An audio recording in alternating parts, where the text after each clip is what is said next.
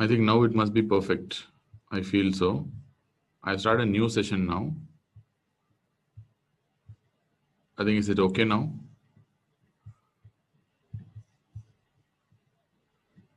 I checked everything. Everything is fine. So I don't think hereafter there will be an issue. Okay. All right. Okay. So if it's fine, let us start with where we left yesterday. Yesterday, I think we have left with the localization of the stroke. I think everyone will be now familiar about how to localize a stroke in the first place. So we are going to today start with other important aspects of stroke, especially in the form of a pontine hemorrhage. And we have something called a locked-in syndrome, and it's duty to also learn about something called brain death. So even that is important. And we have a lot of variants of stroke. Don't try to confuse whatever the named strokes have given in medulla, midbrain, or in the pons. It applies only to the level of exams. But if you really take from the textbooks, standard textbooks, what are the different other types of strokes are there? You have multiple different types are there. Like medullary variants, only you have like 15, 20 types of strokes are there. And pontine variants, only like 10, 15 are there. Midbrain variants, another 5, 6 are there. So if you want to know, there will be keeping on, you'll be only knowing about the named strokes, and there will be no end for that. So I think whatever I told you must be enough, and that is more than enough for us. And now let us move on to the 3 other important things. So locked-in syndrome, second is pontine hemorrhage, and third is your brain death. So now to diagnose and what are the criteria for brain death, which is going to be very, very important for exams as well. So let us start with locked-in syndrome first. So what do you mean by locked-in syndrome, and what is called locked-in syndrome? What is the name? I mean, how can you understand this locked-in syndrome? Anyone? To start with, let us be a little interactive. Let us, I mean, after that, it's okay. I will take over. What is locked-in? Is there any special name for that? Not heard before. Okay. So that is nothing but a bilateral ventral pontine lesion. Yeah. That's otherwise referred to as a bilateral ventral pontine syndrome. I will tell that this has probably bilateral foveal. To start with, like you can imagine, like it could be a bilateral foveal syndrome. So when you take a foveal syndrome, what'll happen? So I mean, just for understanding, I'm not telling you need to write bilateral foveal syndrome. That's not the right way. But to begin with, we can understand it as a bilateral foveal. So what are the things that happen in a foveal syndrome? You're going to tell me. What are the things that are affected in foveal syndrome? Yes. So you have 7. First you have 6. Plus you have MLF, that is medial longitudinal fasciculus. Plus you have 7th cranial involvement. Plus along with it you have hemiparesis. All right. So we have another new terminology here that is called as medial longitudinal fasciculus, which you have not learned yet. So we don't know what MLF does. MLF is basically a connection. We know that. But before that, let us see how the horizontal eye movements happen to begin with. So I'm not talking about the vertical eye movements. I'm only going to talk about the horizontal eye movements. Let us take the right eye and the left eye.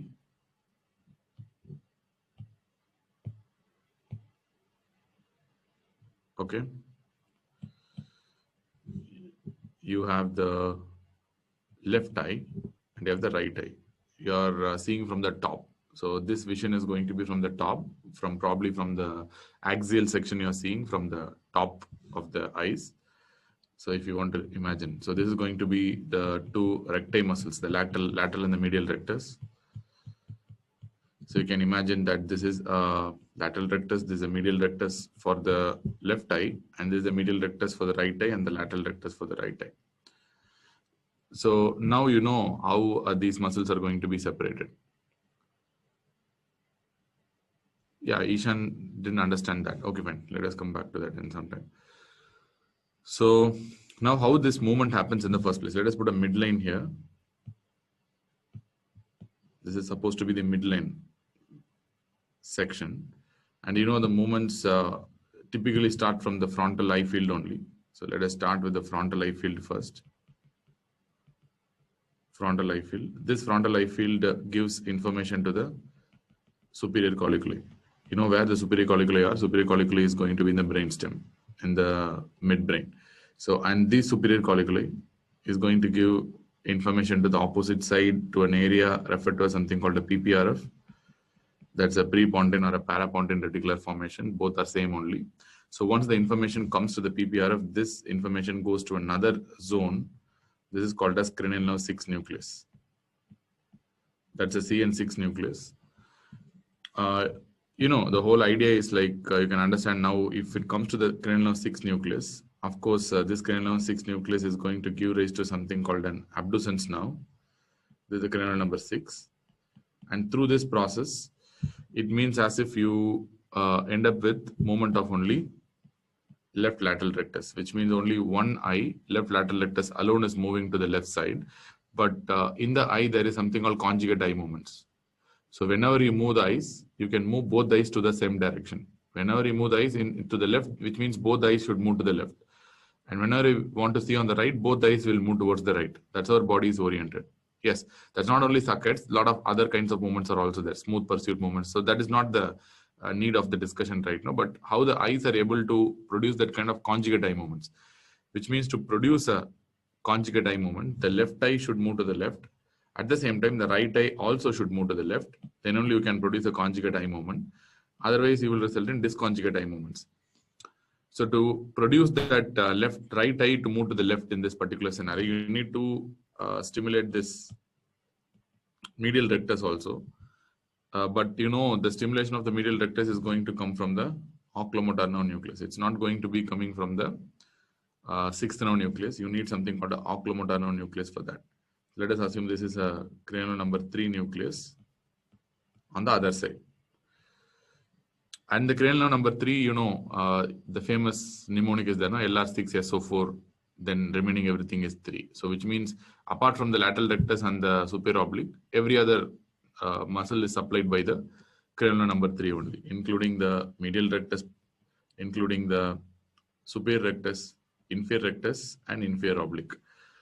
And of course, I have not drawn the levator palpebrae superioris here. If you want to draw, I can draw separately. That's a central nucleus will be there.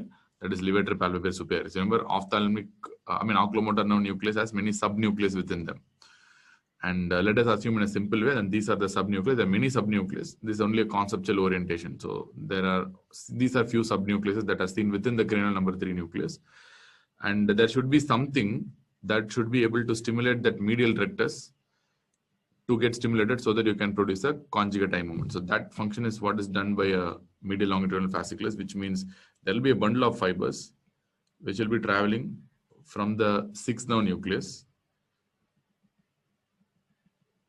towards the medial rectus of the other side, the oculomotor nerve nucleus. So this connecting fibers is what we refer to as medial longitudinal fasciculus. So this is what we basically refer to as something called a medial longitudinal fasciculus. And this is a bundle that connects the 6th nerve nucleus on one side to the medial rectus on the other side.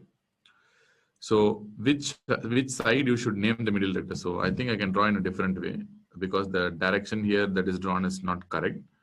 So which side you will name the medial rectus is side that is going to innervate the medial rectus. So that is the side we need to name the medial rectus as. For example, I can draw something like this, but the concept is going to be the same. It's not going to differ.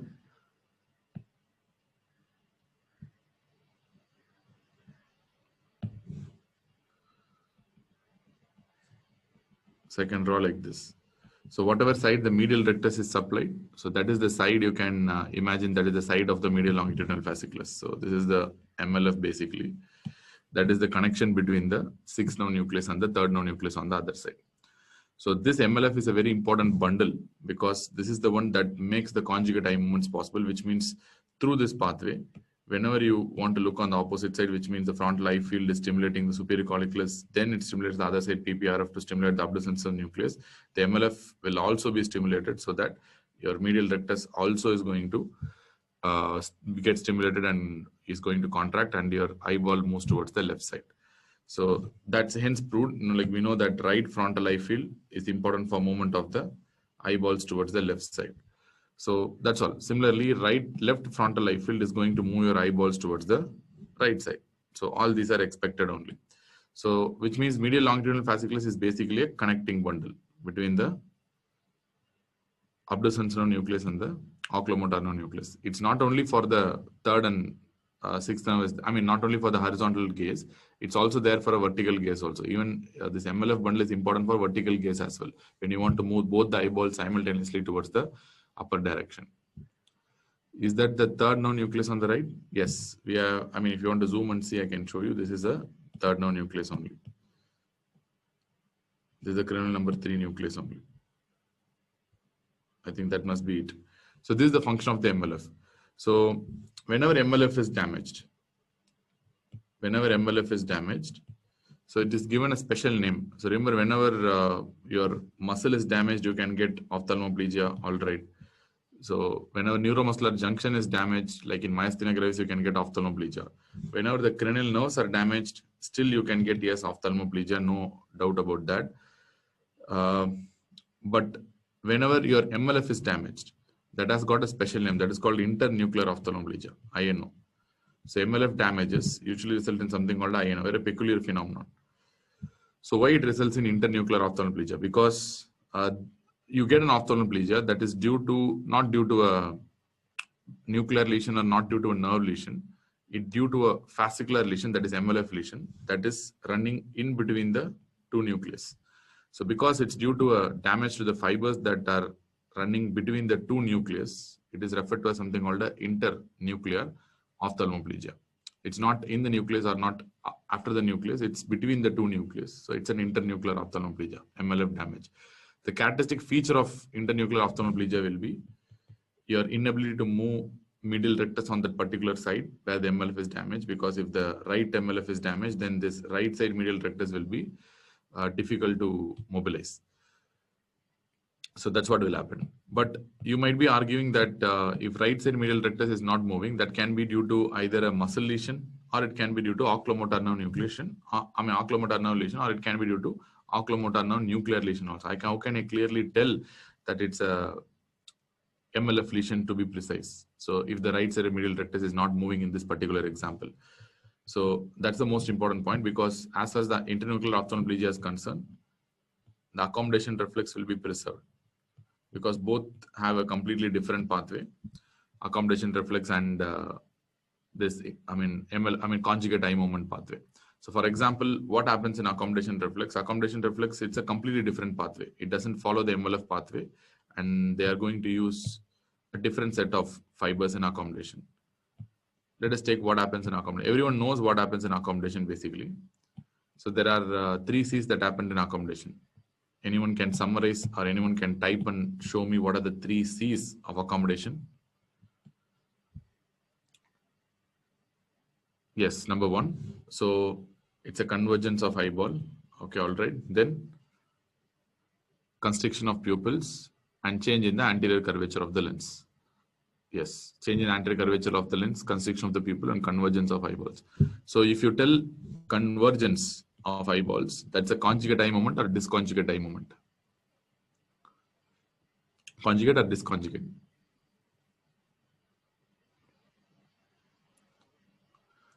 That's not a conjugate eye movement, because the right eye, the left eye is moving towards the right and the right eye is basically moving towards the left. So it's not a conjugate eye movement, it's basically a disconjugate eye movement. When I tell divergence, it's a conjugate eye movement or a disconjugate eye movement?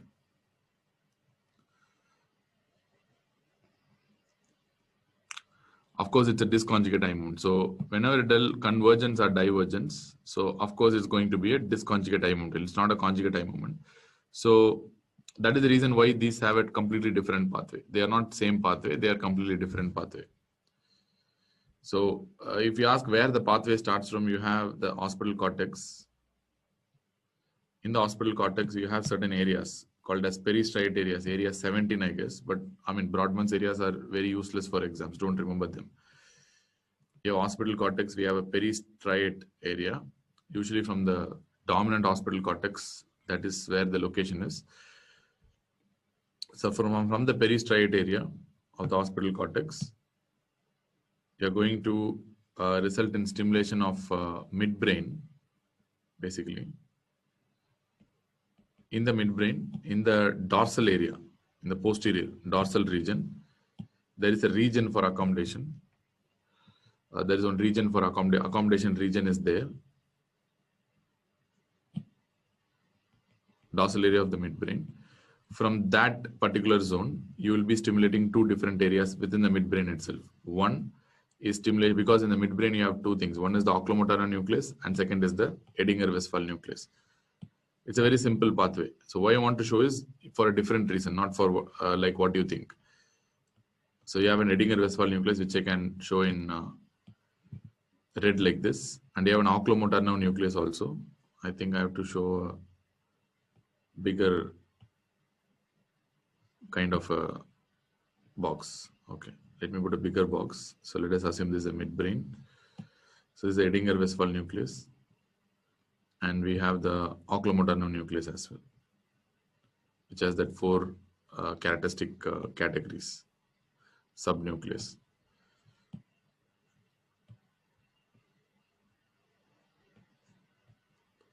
Oculomotor nucleus. So from this accommodative zone, the fibers are going to come that are going to stimulate both the Edinger-Westphal nucleus. At the same time, they are going to stimulate the fibers of medial rectus subnucleus of oculomotor nucleus as well. So now through this simplified pathway, what is happening is first through the Edinger-Westphal nucleus, you are going to have parasympathetic stimulation, number one. At the same time, through this medial rectus subnucleus, you are going to stimulate the bilateral medial rectus as well, both side medial rectus as well. So ideally speaking, if you take this pathway, it has nothing to do with the your MLF pathway, conjugate eye movement. It's a completely different pathway because both sides parasympathetic pathways are stimulated. You will result in constriction of pupil. At the same time, because both side medial rectus are stimulated, you are going to result in convergence of the eyeballs, which means there is nothing to do with your MLF. So in no way your MLF is involved. Suppose if MLF is damaged, it should not be having any impact on the medial rectus movement as far as the convergence pathway is concerned. So that is the accommodation reflex. So that is the reason why in INO, one of the important differences is accommodation reflex will still be preserved because it follows a completely different pathway. Because accommodation is a disconjugate eye movement that is coming from a completely different pathway, and INO is a completely different entity. So both are completely dissociated. So you're asking what is the yellow part? I mean, this is an accommodative area in the midbrain. Accommodation area in the midbrain that is present in that's a vague gray matter that is present in the dorsal area of the midbrain. That is important for accommodation. From the midbrain only your things go, and there is no specific name for that particular area. Even though some textbooks attempts to give that, we don't have any specific name. From that area only you are going to get the stimulus for the accommodative reflex. The idea is very simple. Rather than knowing the exact area, it's important to know that both are completely dissociated and conjugate eye movements are not going to follow the similar path to that of accommodation. And if you watch carefully, for accommodation reflex, you need your CNS involvement. CNS is important for accommodation, which means your brain is important for accommodation. Clear? At the same time, to get this conjugate eye movements, again your brain is very important, which means the cortex is very important for accommodation. And again, cortex is very important for the MLF pathway, that is conjugate eye movements as well. But there is another reflex where cortex is not important at all. What is that pathway? Everyone knows that. Which pathway you don't need the cortex? The occipital cortex is no longer required in that pathway. Yes, light reflex pathway. That's a pupillar reflex. So you don't really need the cortex in that setting. So all you need is the midbrain only. Everything happens through the subcortical centers. So you don't need the cortex. No cortex required here for pupillar reflex. You know what happens in the setting of a pupillar reflex? So let us assume This is the fibers that are coming from the eyes that are crossing up. And we know there are certain fibers that don't cross up as well, like this. And approximately 5 to 10% of the fibers that are passing through the optic tract into the thalamus, because after some time they're going to end up in the thalamus, the lateral geniculate body. But before that, we know there are some fibers which are going to enter the midbrain. Approximately 5 to 10% of the fibers enter the midbrain, and they're going to stimulate an area called pretectal nucleus. We have something called a pretectal nucleus, and this pretectal nucleus are going to further stimulate the Edinger-Westphal nucleus. So let us assume this is a Edinger-Westphal nucleus here. And there is no stimulation to the oculomotor nucleus though. So the stimulation will be only to the Edinger-Westphal nucleus. So from the Edinger-Westphal nucleus, your parasympathetic fibers alone will be stimulated. That alone will be stimulated so that you will result in constriction of pupils. So this is a pupillary reflex pathway. And at the same time, we know that Edinger-Westphal nucleus is connected strongly with each other. So the response will be usually bilateral, and that is the reason for consensual right reflex. And the pretectal nucleus is also strongly connected with each other. And that is also one reason why you get a consensual light reflex. That's a bilateral response. And similarly, because if you take, the fibers are basically crossing at the optic chiasma, and that is also one reason why whenever even one light is stimulated powerfully, because one group of fibers are going and the other side another group of fibers are going. So again, that is also one reason why you get a consensual light reflex. So get a consensual light reflex, you have so many reasons.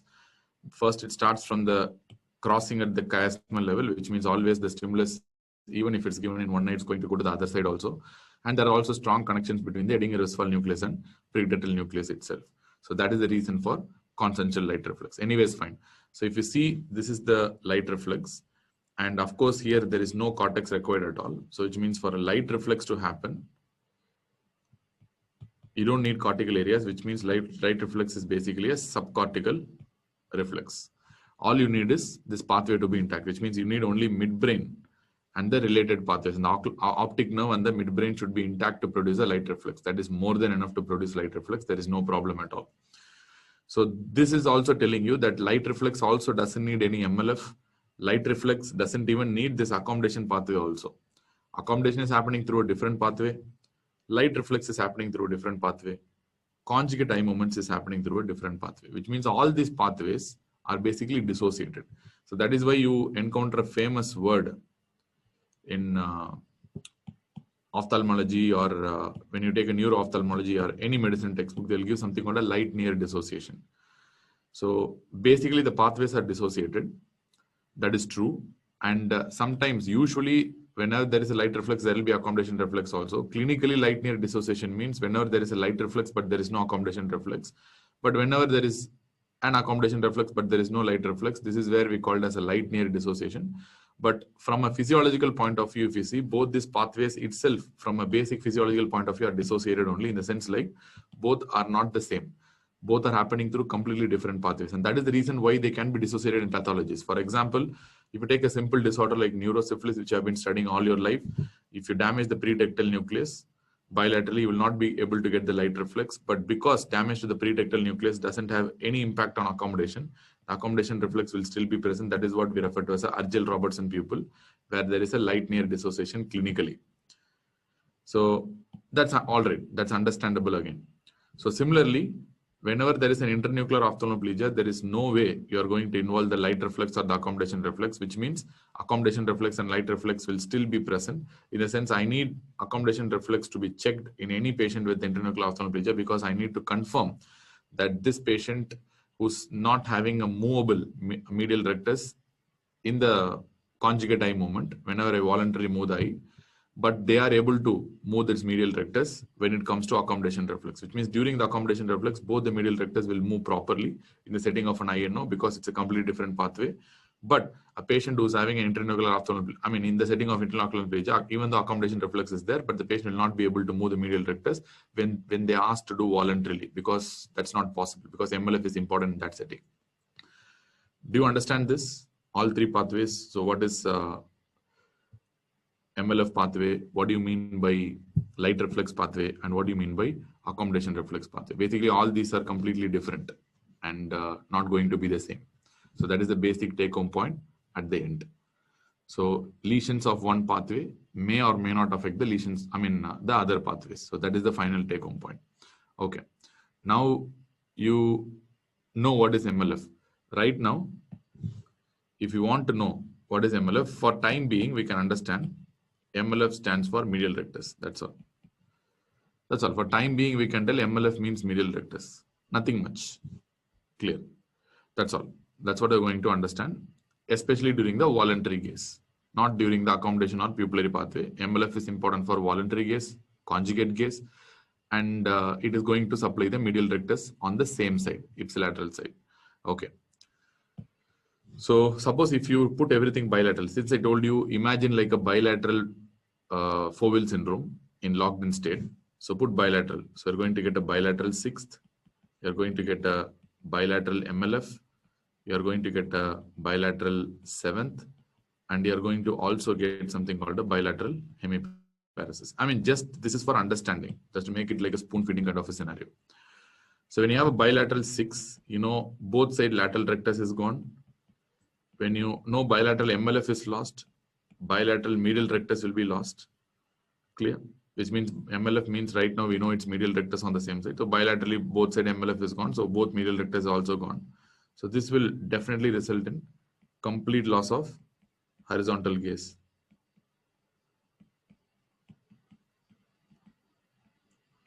Complete loss of horizontal gaze. Correct? Yes. And when bilateral seventh nerve is involved, so both sides, there will be complete loss of facial expression. So the patient will appear as if he's dead. So dead face, emotionless. He cannot express anything. No form of expressions, because both sides, it's an element. Remember, whenever you talk about a brainstem stroke, it's not UMN. It is basically a element, seventh nerve palsy. So definitely it is a complete loss. Upper, lower, everything will be lost. And more importantly, we didn't discuss this very important thing in the previous zone when we have been discussing about the UMN seventh nerve versus LMN seventh nerve. Remember, in UMN seventh nerve, basically, we are talking about a ipsilateral lesion or a unilateral lesion. Emotions will basically preserve in a UMN lesion. But whereas in LMN lesion, emotions will be lost. So this is also one important difference, especially on that particular side. So emotions will be completely preserved in a UMN lesion, but on a unilateral LMN lesion, on that particular side, emotions cannot be given as well. Emotions will be lost. So why is that so? Why emotions can be preserved in a UMN lesion? Once again, it's very simple. You go back to that initial diagram where we saw.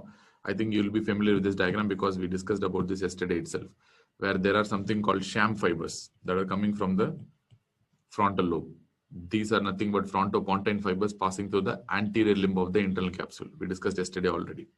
So these fibers are the ones that modulate the seventh nerve at the pontine level, functions of the facial nerve at the pontine level. So even if there is damage to the UMN fibers, if there is some damage to the UMN fibers, especially those of the corticospinal tract or the corticobulbar tract to be precise, now this still, if this prefrontal cortex fibers, that is the sham fibers, frontopontine fibers in the anterior limb are still intact, then you might be resulting in modulation of your emotions at the facial nerve level, so that emotions can still be possible despite the fact that the motor fibers are severed. So that is the one of the reasons why, despite having a UMN seventh nerve palsy, you can still preserve emotions. So in element, it's not possible because it's below everything. So in the nucleus or below the nucleus means it's a terminal end. So anyway, no fibers can act in that scenario. So that is the reason why these patients will not have emotions and they cannot show any expressions. And if bilateral hemiparesis means, just for understanding, I'm telling, it can be translated into something called a quadriparesis. So patient will be quadriparetic and he'll be in the wheelchair. And everyone knows, a common category, everyone would have studied, everyone would have seen that mumbaI MBBS movie where there is a character called Anand Sir is there. So that is a typical locked in state. So typically everything they would have explained much better in that particular movie. They would have told that that particular guy is in the wheelchair in a quadriparatic state. He will be completely emotionless. He cannot show any kind of emotions. And he will be having eyes and still like this. He cannot move any side, right, left. He will not have any kind of movement. So complete loss of horizontal gaze. So this is a sort of a locked in state, which means it looks as if the patient is dead, but he is alive. So it's a kind of a very tough scenario for the patient. But what are the other things that can be basically preserved in these guys? So what are things that are preserved? Even though so many things are lost, patient cannot show any sort of expressions. What are things that are preserved? The first thing that is preserved is consciousness. That is very important because consciousness is basically coming from the deeper portions of the brainstem. That is not damaged. This is a superficial syndrome, bilateral ventral pontine syndrome. For that matter, you can remember like a bilateral foveal syndrome for that matters. So, but anyways, nevertheless, the deeper portions of the brainstem like reticular formation, which is the seat of consciousness, is basically preserved. So consciousness will be preserved. So the patient is well conscious in this. And second thing that is preserved is the vertical gaze. Vertical gaze will be preserved here. So which means patient can move eyes up and down to some extent. Not completely, but to some extent they can, depending on the damage, they can move the vertical, eyeballs vertically up and down to a great extent. So that is one thing. Number 3, all the 4 structures are preserved, which means it's a medial syndrome basically. It's not lateral syndrome, which means the lateral structures, the side structures, the 4 structures are basically preserved here. The most important of that being the spinothalamic tract and spinal nucleus of the trigeminal nerve. So if both these things are preserved, which means the pain and temperature sensation will be preserved, which means the sufferings of the patient will be true, real, which means if somebody pinches, they cannot express that somebody is pinching. They'll be still seeing like this, but they'll be suffering from the pain. The pain will still be there and they can suffer. And they know that somebody is causing hurt to them because they are conscious also. And at the same time, the sympathetic system is preserved. If the sympathetic systems are preserved means they can feel the temperature, the body temperature will be normal, the thermoregulation will be normal. At the same time, more importantly, that will translate into a clinical finding called pupils will be normal, normally reacting in these fellows. And there will be intact light reflex also because sympathetic system and the parasympathetic system, all these things are basically intact. And it's basically a pontine syndrome only. And everything above the pons is also preserved. So let us see what all things will happen. And this is also shown actually in the movie. That I think there will be one scene in that movie where they will do light reflex till the pupils will contract. I think that is shown in the movie if you remember carefully. So they have shown a lot of correct things, but I'll tell you what is the stupidity there. But of course, our Indian movies come with some stupidity that should be there at the end. But nevertheless, so why your pupillar reflex is still preserved? Let us assume. So you have the midbrain, you have the pons, and you have the medulla. You have 3 different group of structures are there. And this is a syndrome in the pons. For example, let us assume the medial part of the pons is completely destroyed. Ventral medial pontine syndrome. So medial part of the pons is destroyed. Yeah. So now what's going to happen is, you know that parasympathetic fibers to the eyeballs. This is from the Edinger-Westphal nucleus. Parasympathetic fibers to the eyeballs are basically coming from the Edinger-Westphal nucleus from the midbrain level. So that's fine. So that will be completely all right. And at the same time, I told you the side structures. For example, your sympathetic fibers. These are the side structures, the spinothalamic tract, pain, temperature. These are all intact, no problem. Which means the sympathetics basically come from the superior cervical ganglion to the eyes. We have studied that also, where it goes winding along with the internal carotid artery. We know that. And sympathetic to the eyes is also preserved. So these are basically sympathetic. So basically the sympathetic system and the parasympathetic system both are intact. So that is the reason why pupils must be normally reacting to light. So there should not be any change. Okay, point number 1, noted. But one important thing is like your vertical eye movements will be intact. So why vertical eye movements should be intact? Because they are starting from the midbrain, not from the pons. Please take my word that pons is a center for horizontal gaze. but midbrain is a center for vertical gaze. So this is something really important to understand. That's why especially the dorsal portions of the midbrain will be the center for vertical gaze, and the ventral portions of the pons will be the center for horizontal gaze. This is a very important and relevant point to neuroanatomy. If you go and study every neuroanatomy textbook, and if you see the pathways, finally you'll be coming to that conclusion only, that the ventral portions of the pons will be the center for horizontal gaze, and the dorsal portions of the midbrain will be the center for vertical gaze, moving up and down. So here, since the pons is damaged, the ventral part of the pons is damaged, the horizontal gaze will be lost. But at the same time, because, okay, let it be. So because your midbrain is still intact, it's preserved. So the vertical gaze, the dorsal portion of the midbrain is still intact. The vertical gaze will still be preserved. There will be no problem in the vertical gaze. All right, we know that as well. At the same time, the medial fibers, these are the corticospinal tract fibers. These medial fibers, especially the corticospinal tract fibers, MLF fibers, are basically damaged in locked-in syndrome. So whatever these fibers that are coming down, this corticobulbar fibers, corticospinal fibers, are basically broken at the pontine level itself. So definitely they cannot come down at all. So the corticospinal tracts are damaged, and the corticobulbar tracts are also damaged. These corticobulbar tracts are the ones that are going to supply the nucleus of the medulla, medullary nucleus. Clear? So because Riju is telling, can you tell a little about vertical gaze pathway? It is not well explained of the, I mean, for that matters, do they explain the horizontal gaze pathway well in ophthalmology? Riju?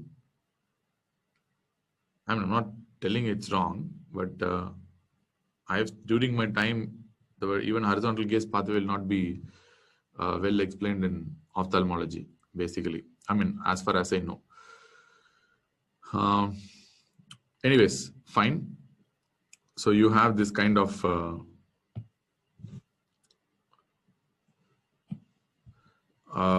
disruption of the corticospinal tract pathways at the level of the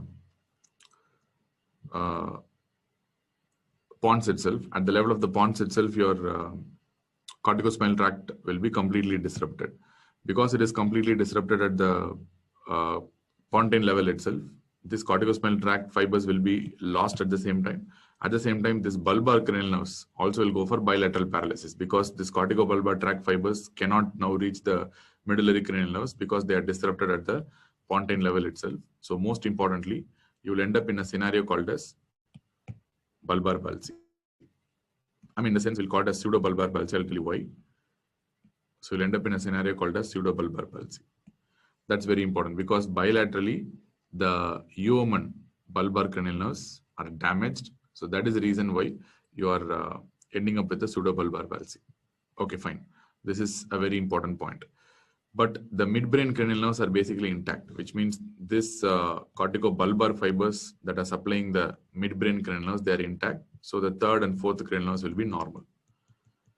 So third and fourth will be normal. No, you are thinking like only, see, Nindra is asking only 12th cranial nerve should be damaged. Why others are lateral? No.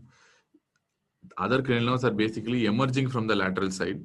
All right, I'm not telling. No, your, ninth cranial nerve, 10th cranial nerve, and 11th cranial nerve, yes, they do emerge from the lateral side only. But first of all, where they emerge from? If you are asked that question, they are basically emerging from the nucleus. They're basically emerging from the nucleus, their respective nucleus. For example, it could be 9th nerve, 10th nerve, or 11th nerve nucleus. And who is supplying this nucleus?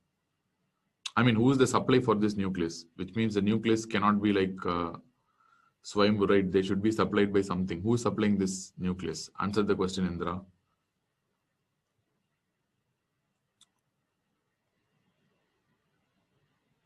Yeah, human. So human fibers. So you know there are human fibers. Where these human fibers are coming from? These are corticobulbar tract. So where these human fibers are coming from? You think they are coming on the lateral side, human fibers? Indra should answer the question. They are coming from lateral side or medial side, these human fibers?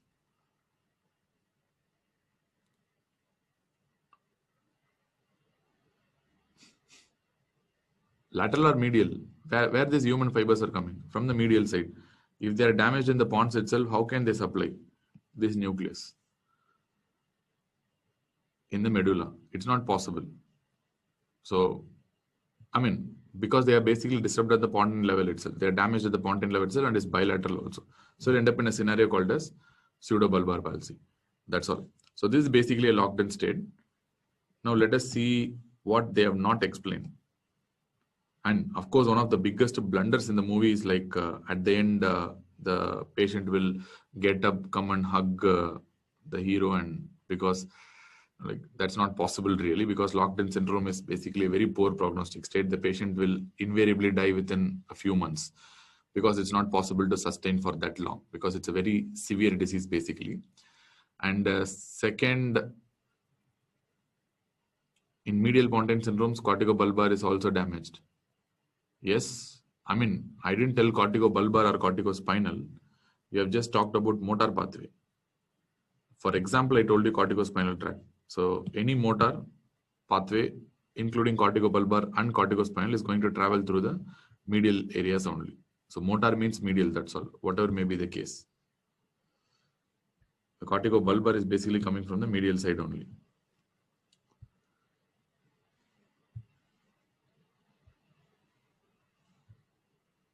Okay. So fine. So what is, of course, the things that are not shown in the movie. So one thing that is not shown in the movie is the pseudobulbar palsy that this patient experiences. So these patients will be having pseudobulbar palsy, which means they should be basically in a Ryle's tube only. They should not be without a Ryle's tube, isn't it? They should have basically been in the Ryle's tube, but this patient is not in the Ryle's tube. That is because it's not shown. That's all. Maybe they have paid less to the actor. That's all. So pseudobulbar palsy is something that is not shown. And the patient should have vertical gaze, that is not shown. But all the other things are depicted very nice in the movie. Fine. So you can imagine that as a locked in state. And this is not brain death. This is not coma. This is something in between. It's not a brain death state also. It's not coma also. I mean, which language you are Hindi or Telugu or Kannada or Tamil? Hari is asking what movie. Depending on that, I will say, because that movie was remade in almost every language. He's Tamil. Then they see Vasul Raja MBBS, man. Then why are you seeing mumbaI MBBS? Corticobulbar fibers travel along with the corticonuclear fibers anterior to tegmentum. Yes, that's how they travel. Okay. All right. So now you understood what is locked in state. This is our locked in state. This is not a comatose state. This is, of course, not a brain dead state as well. This is somewhere in between where the consciousness is preserved. Patient will be quadriparetic, pseudobulbar palsy. And at the same time, patient will not have any kind of expressions, but the pupils will be reactive and the patients can hear, patients can see, patients can have vertical gaze, and patients can feel the suffering. Pain and temperature is also intact. So these are the most important things that you have to know as far as the locked in state is concerned. One of the important causes of locked in state, is iatrogenic. That is faster correction of hyponatremia. That will result in something called a osmotic demyelination syndrome, previously called as central pontine myelinolysis. Currently, it is called as osmotic demyelination syndrome, one of the important causes of locked in state. We have seen some 2-3 patients with faster corrections of sodium resulting in locked in state. That is because of that myelinolysis. Basically, 9, 10, 11, 12 have human palsy. This is what I understood. Yes, basically 9, 10, 11, 12 will have bilateral human palsy, not unilateral human palsy. Basically, unilateral human palsy should not affect the cranial nerves that much, except the lower part of the face. We have discussed yesterday itself. Except for the lower part of the face, unilateral human should not affect the other cranial nerves that much.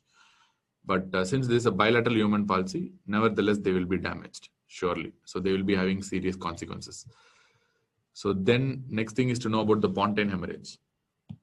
What happens in pontine hemorrhage? Here, you can imagine like a complete destruction of the pons. Remember, pontine hemorrhage has multiple variants. Multiple variants in the sense like you're going to have like hemiparesis, quadriparesis. Depending on where the bleeding is, you can get significant impact. But on the other hand, typical textbook description of pontin hemorrhage will be like this. Like this will be kind of a complete destruction of the pons. The patient has complete destruction of the pons due to hemorrhage. Number one, patients will be unconscious. That's the most important thing. And they will be in deep coma. Deep coma. So which means patient cannot be arousable at all because the reticular formation is also damaged here because it's the seat of consciousness. If that is broken, you cannot get up. Patient will be in deep coma. And second, of course, if the pons is damaged, the horizontal gaze will be completely lost.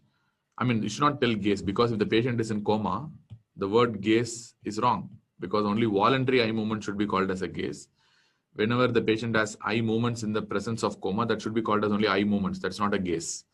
So the patient may have vertical eye movements still, even in a comatose state. Vertical eye movements can be persisting. That is due to like imbalance between the vertical and horizontal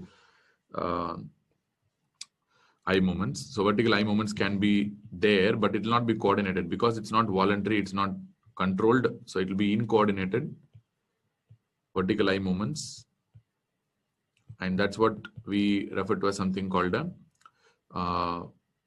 ocular bobbing. So if they ask you where you get ocular bobbing, typically you will get this kind of ocular bobbing in pontine lesions. So that is incoordinated haphazard vertical eye movements that happen in the setting of a pontine lesion. Not only pontine hemorrhage, any pontine lesion can cause that.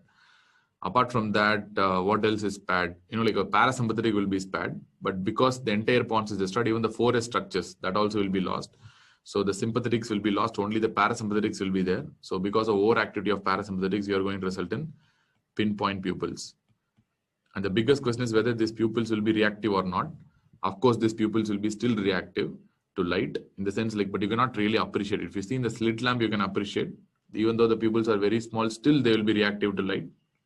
There's no reason why this should not be reactive because if the optic nerve, eyes, and the pretectal pathway in the midbrain is intact means definitely pupils will still react to light. So there's no reason why pupils should not react to light, but just because they are very small, you're not able to appreciate it. So still they will be reactive to light. That's also one of the questions in the past.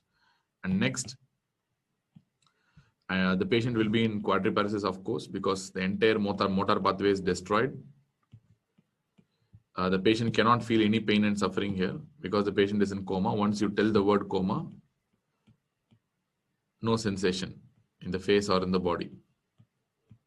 So the patient cannot feel any suffering. How much ever pain, temperature you give, the patient cannot feel it because the patient is already in a deep coma because reticular formation is destroyed. At the same time, your spinothalamic tract that is ascending and the spinal nucleus of the trigeminal nerve that is ascending to the cortex, both are damaged completely. So the patient will not feel anything. And at the same time, because sympathetics are damaged, you will result in poor thermoregulation, resulting in severe hyperthermia.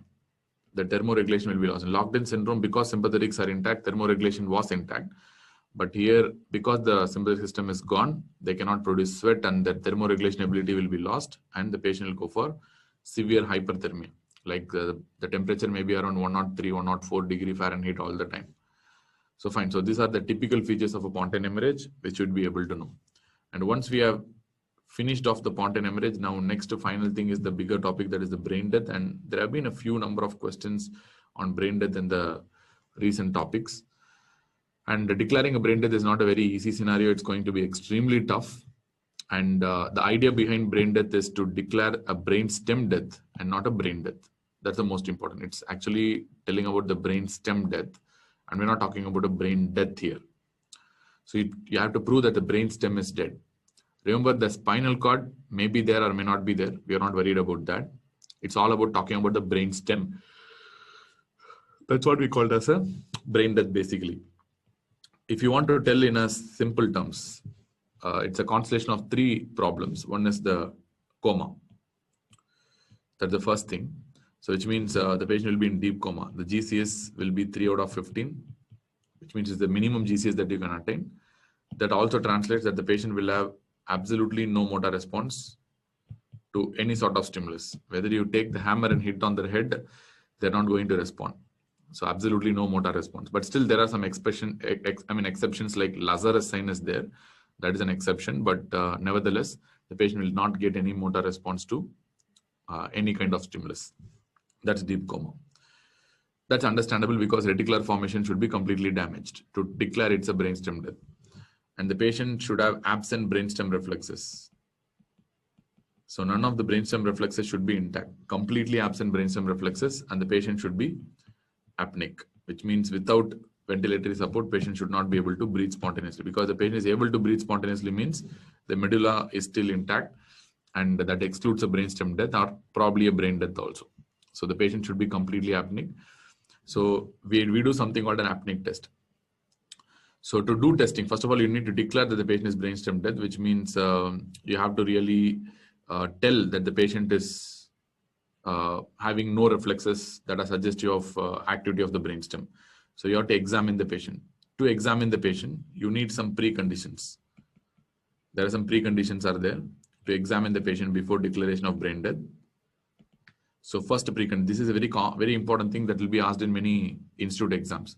So first thing is cause, and a cause should be there that should be explaining that the patient should have a brain death. For example, a severe hypoxia, subarachnoid hemorrhage, or a cardiac arrest. There should be some precipitating cause that should explain that the patient is having a brain death. I mean, that should be compatible with the ability to cause brain death. Number one, that's the first thing. Second, you should start testing only after 4 hours of observation. At least you should give a cap of 4 hours. You should not start immediately.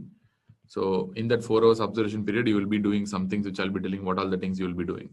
So at least 4 hours of observation is mandatory. You should not jump into conclusion, because these are potential organ donors, and because organ trafficking is a very illegal business, and many times this could bring a lot of legal implications on a doctor. So that's why you have to be very, very careful, and everything should be videographed. It's like whenever I am one of the doctors who declare brain death in Chennai. So whenever I want to declare brain death, I will videograph everything from the time I enter the room, not with the CCTV, with a proper video camera. I'm talking about in a DSLR. I'll take one person along with me, and from the time I enter into the room, from the time I am doing all the brainstem reflexes and all this stuff, I'll videograph everything, including the thing which I'm talking to the patient's attenders and to the other doctors. Everything will be videographed, so that is a very important future evidence for us, so that we will not end up in any soup later on. Because say later on somebody can come and tell, like, my son or daughter is not dead at all. This doctor falsely told he's brain dead, and they have cheated the organs. So that's a very bad reputation for you. So always videograph it. That's what I do. And anyways, fine. 4 hours of observation is important. And most importantly, the patient should have a normal temperature. Why this point has come is because after a cardiac arrest, we follow something called a therapeutic hypothermia. And it's very important that during the hypothermia, naturally, the brain activity will be suppressed. And during that time, if you examine, it's not possible to get a good reflex, and it might falsely be negative. So that is the reason why the patient should be having a normal temperature. By definition, it should be at least more than 35 degrees Celsius to be compatible with the testing strategy. Number 4, the patient should be having stable vitals. The patient should not have unstable vitals, so which means at least the systolic blood pressure should be more than 90 and the mean arterial pressure should be more than 60. Maybe with support or without support. Then the whole point will be lost. If you are doing examination, the patient is unstable, then anyway the organs cannot be procured because he's going to die and the organs are going to go for ischemia. So the idea of declaring a brain death is to procure the organs. And the patient should not be in any sort of sedation or paralysis. No sedation, no paralysis. Of course, that's understandable. To declare a brain death, the patient should not be in sedation or paralysis. Patient should have literally near normal electrolytes, even though mild fluctuations are understandable, like 146 of sodium or 133 of sodium is fine. But severe electrolyte disturbances are unacceptable. The patient should have basically normal or at least a near normal electrolyte values in the blood. And apart from that, patient should have at least one eye or 1 ear. At least one eye, 1 ear is mandatory. Many times we see a lot of road traffic accidents where the face is completely disfigured, where I have seen both the eyes have popped out and patient without eyes, without the ears will be deformed completely because there will be a truck that can move over the head.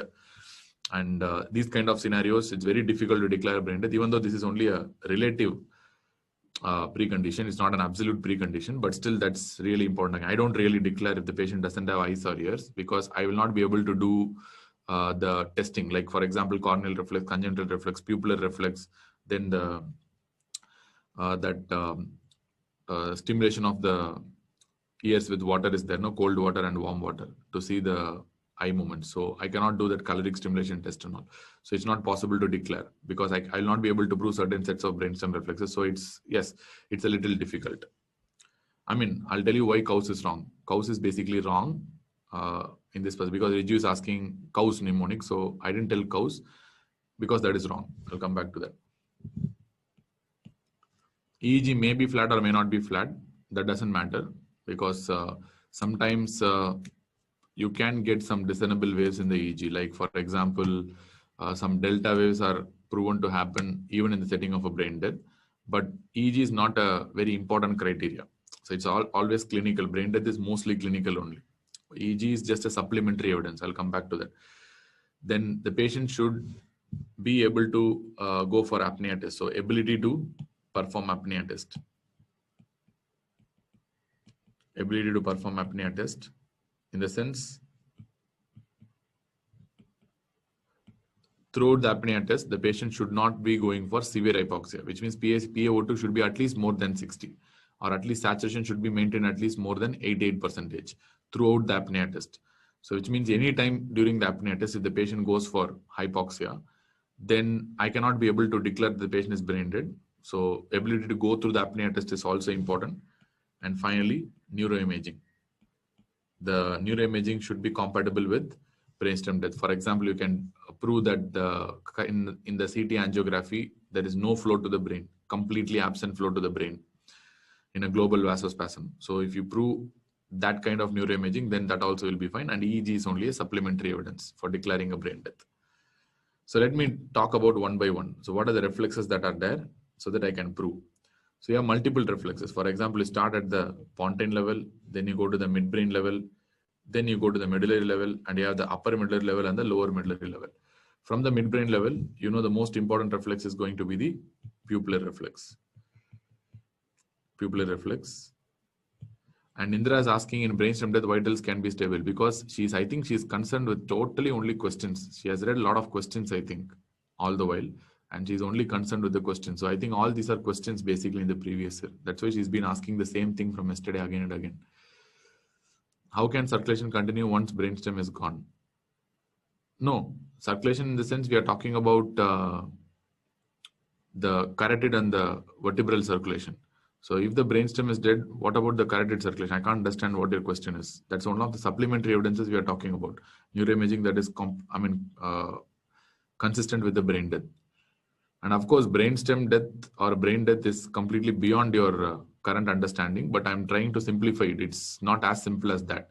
It's a very complicated process and so many things are involved in that. Let me try to tell in a very simplified way.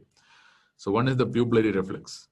So pupillary reflex is going to basically be from the midbrain. There is nothing else that is involved in the pupillary reflex apart from the midbrain. All you need is the second cranial nerve and the Edinger-Westphal nucleus. That's all. If these and the third cranial nerve, if these are intact, so it's fine. So pupillary reflex, afferent is second nerve and efferent is the third cranial nerve, especially autonomic fibers from the Edinger-Westphal pathway. And you have, like certain reflexes like corneal reflex and conjunctival reflex. What is the seat of corneal reflex and conjunctival reflex? What is the afferent for corneal reflex? And what is the efferent for corneal reflex? Fifth nerve and seventh nerve. So corneal and conjunctival reflex is basically going to be from the pons, because both fifth nerve as well as seventh nerve. Fifth nerve is the afferent and the seventh nerve is the efferent. So both fifth and seventh nerve are present in the pons only. So corneal reflex and conjunctival reflex, I can tell it is coming from the pons. So if I prove absent corneal conjunctival reflex, I can, to an extent, I can tell that the patient is not having a functioning pons. Then how can you prove that the patient is having medullary dysfunction? For the upper medulla, I can prove 9th and 10th cranial nerve. So 9th and 10th cranial nerve in the sense like I can tell absent gag reflex. Gag reflex, cough reflex. If it is absent, then I can prove that the patient is probably having a absent 9th and 10th nerve, because these are basically mediated by predominantly by the 10th cranial nerve only, afferent and efferent. But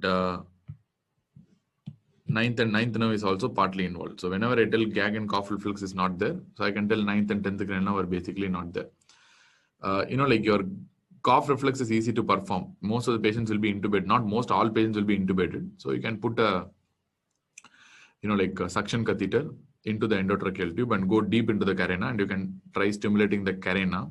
So once you stimulate the carina, the patient should not be able to cough. And the patient should not be paralyzed as well. That's most important. So then I can prove that the gag and cough reflex will be completely absent. And the lower part of the medulla, I can prove because the vital centers are there. Respiratory centers, cardiac centers are there in the lower part of the medulla. The most important of them is the respiratory center. So lower centers, I'm going to tell that apnea is there. So which means my respiratory centers is not working, which means my lower part of the medulla is also not working. So that's what we refer to as something called an apnea test. Remember, we do apnea testing for 3 to 10 minutes, which means we'll disconnect the patient from the ventilator. And that should be there for a minimum of 3 to 10 minutes. That's very important. Minimum 3 minutes and up to 10 minutes we can do. When you have to stop is equivalent. So there should be some time where you should stop. So either you can stop when you reach that 5 minutes or 10 minutes, or you can stop when the PaCO2 reaches beyond 60 millimeters of mercury. Clear? Or increase in PaCO2. Increase in PaCO2 beyond 20 millimeters of mercury. 20 millimeters of mercury. So either absolute PaCO2 beyond 60 millimeters of mercury, or increase in PaCO2 by 20 millimeters of mercury from the baseline.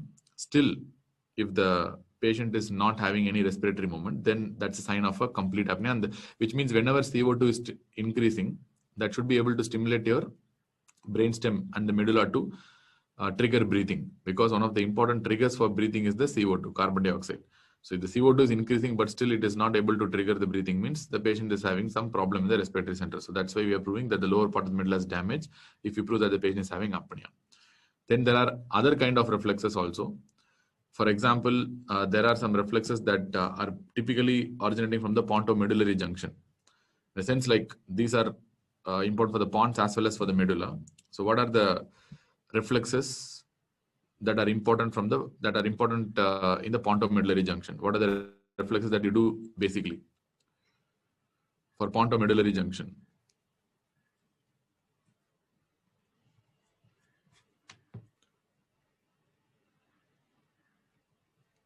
One important reflex that is called oculovestibular testing. What is that? Everyone would be aware of that, isn't it? What do you mean by oculovestibular testing? This is nothing but the caloric testing we are talking about. This is nothing but the caloric testing. And at the same time, we have something called a Dalsey reflex also. I'm going to do two testing based on this. One is called as a caloric testing, and second one is called as a Dalsey response, DR. So two things I'm going to check for. So basically, caloric testing also should be negative, and Dalsey response also should be negative to declare the patient is a brain death. But we know all these things. Corneal conjunctival, everyone knows. Cough reflex, everyone knows. Apnea, it's very easy to understand. But caloric testing and Dalsey reflex is something that will be confused by everyone, even though how much ever times you study.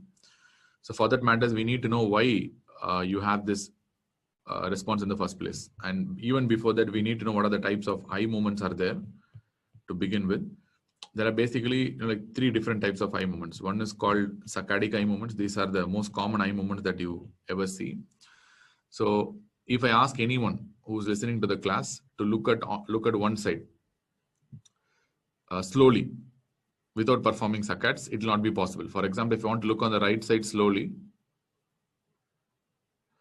without forming saccades, with a smooth movement, it will not be possible. You will be only making series of saccades so that you will be moving towards the right side. You will not be able to move, like in a very slow, continuous rhythmic fashion. That's a smooth pursuit. That is not possible at all if I don't do any maneuver. So everyone can try. If you want to move slowly towards the right side, it is impossible that you will move very slowly or steadily. You will only making a series of saccades like this. So that is a saccadic eye movement, which is a basic eye movement. Then second one, you have something called a smooth pursuit movement. Smooth pursuit is like opposite of saccades in the sense like you can make a slow eye movement. So this will happen only in one area when you follow a closely moving object. For example, if you see this pen or when you see this phone, because pen is not really visible. And if I tell like just follow this phone slowly as I move from left to right. So now in this setting, you'll be able to make a smooth pursuit movement, which means when you are following a closely moving object, then that will be fine. So you'll be making a smooth pursuit movement. So that will happen only when you are closely following a moving object. So then we have the final one, that is vestibulo-ocular reflex. So these are oculovestibular movements, or we call it as vestibulo-ocular reflex. So why we need this vestibulo-ocular reflex? I mean, you really need them. Why? Because whenever you move the eyes, there's a natural tendency, because eyeballs are basically located in the head only. There is something called inertia, and at the same time, whenever you suddenly move your heads, there is a lot of possibility that your eyeballs will move along with the head. So that's really, really important. So which means when I'm speaking, I'm turning my head, I'm seeing like this, I'm seeing like this. Still what I'm doing is, even though subconsciously what I'm doing is, I'm trying to focus on what you're typing, and I'm seeing what I'm writing, and I'm seeing you guys subconsciously. So how is this possible? Despite I'm turning my head to different locations, this is quite important, because when you fix a gaze on something, for example, so you're seeing a movie, or you're seeing something, some teacher is teaching something, you'll be turning your head in a lot of directions. You'll be turning like this, you'll be turning like this. So many positions you're turning your head. But still, once you fix your gaze is fixed on that particular object. Unless until you want to turn your gaze towards somewhere, you want to see something else, your gaze is fixed only there. Even despite turning the head, your eyes are fixed to a particular thing, unless until you wanted to change. So this is a very important thing. That is vestibulo-ocular reflex. Because what vestibulo-ocular reflex does is, when you turn the eye towards the right, when you turn your head towards the right, your eyeballs will turn towards the left. And whenever you turn the head towards the left, your eyeball will turn towards the right. So this is a subconscious response and an involuntary response, basically. And that's a very important response according to evolution, because otherwise, every time you turn your head, your eyeballs will fall along with the head, and you should need to voluntarily fix your gaze on something voluntarily every time, unnecessarily. So that's a very tough process. And or at least if you want to fix your eyeballs on one particular thing, it will be very difficult without vestibulo-ocular reflex. Otherwise, you want to hold your head like this so that you don't really turn your head on either side. So that's ridiculous, isn't it? So that is why, to avoid all those problems, you have vestibulo-ocular reflex, which corrects the movements for you. And that is also the basis of nystagmus. So whenever you rotate your head very fast, for example, you're sitting in a rolling chair and they rotate you extremely fast. So what really happens is, your head turns so fast that your eyeballs fall towards the direction of the head, but your vestibulo-ocular reflex will try to correct the eyeballs towards the other side. Yes, but what really happens is, the head is rotating so fast that the eyeballs will again move towards the side of the turning of the head. So the vestibulo-ocular reflex will slowly try to correct the eyeballs towards the other side. But since the rotation of the head here is more than, the speed of rotation of the head is more than what the vestibulo-ocular reflex can correct, so you will result in a setting of a nystagmus, where your eyeballs will move towards the direction of the rotation of the head, and vestibulo-ocular reflex will slowly correct to the opposite side. So as far as nystagmus is concerned, so usually you will have something called a two component. One is called a fast component, and second one is called a slow component. So usually your fast component will be towards the direction of the rotation of the head.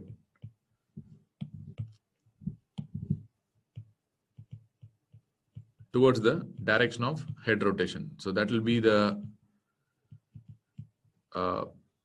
side of the fast component. And whenever you talk about the slow component, which means slow component is nothing but the vestibulo-ocular reflex that is trying to correct the rotation, so that it will be on the opposite side, opposite to the direction of rotation of head. Direction of rotation. So more importantly, one thing what you need to know is, this fast component is the one that is important, because the direction of nystagmus is usually denoted by the direction of the fast component. Direction of the nystagmus is basically denoted by the direction of the fast component only. So that's why this is an important point. So this kind of, rotation you cannot do, especially whenever a patient comes, you cannot ask them to rotate around the chair. So you can mimic a kind of rotation of the head through caloric stimulation. So whenever you give a warm water or a cold water, you know at what temperature going to be. Warm means 7 degrees above, that is 44 degrees Celsius. Cold means 7 degrees less, that is 30 degrees Celsius. So that is the cold water that we are talking about. So you'll be using a warm water and a cold water in this setting. So warm water will create a scenario like as if you are moving the head towards this one particular side, for example, same side. So warm water will create a scenario. For example, if you are injecting warm water into the right ear, it will create a scenario that is similar to, because of the stimulation of the semicircular canals. That needs a little bit of neurootology also, but I don't want to go into depth of that. But let us assume that warm water will create a scenario and it will mimic a scenario where the scenario is such like head is moving towards the right side. So cold water will create a scenario. Suppose if you are injecting a cold water into the right ear, it will create a scenario that is similar to movement of the head towards the left side.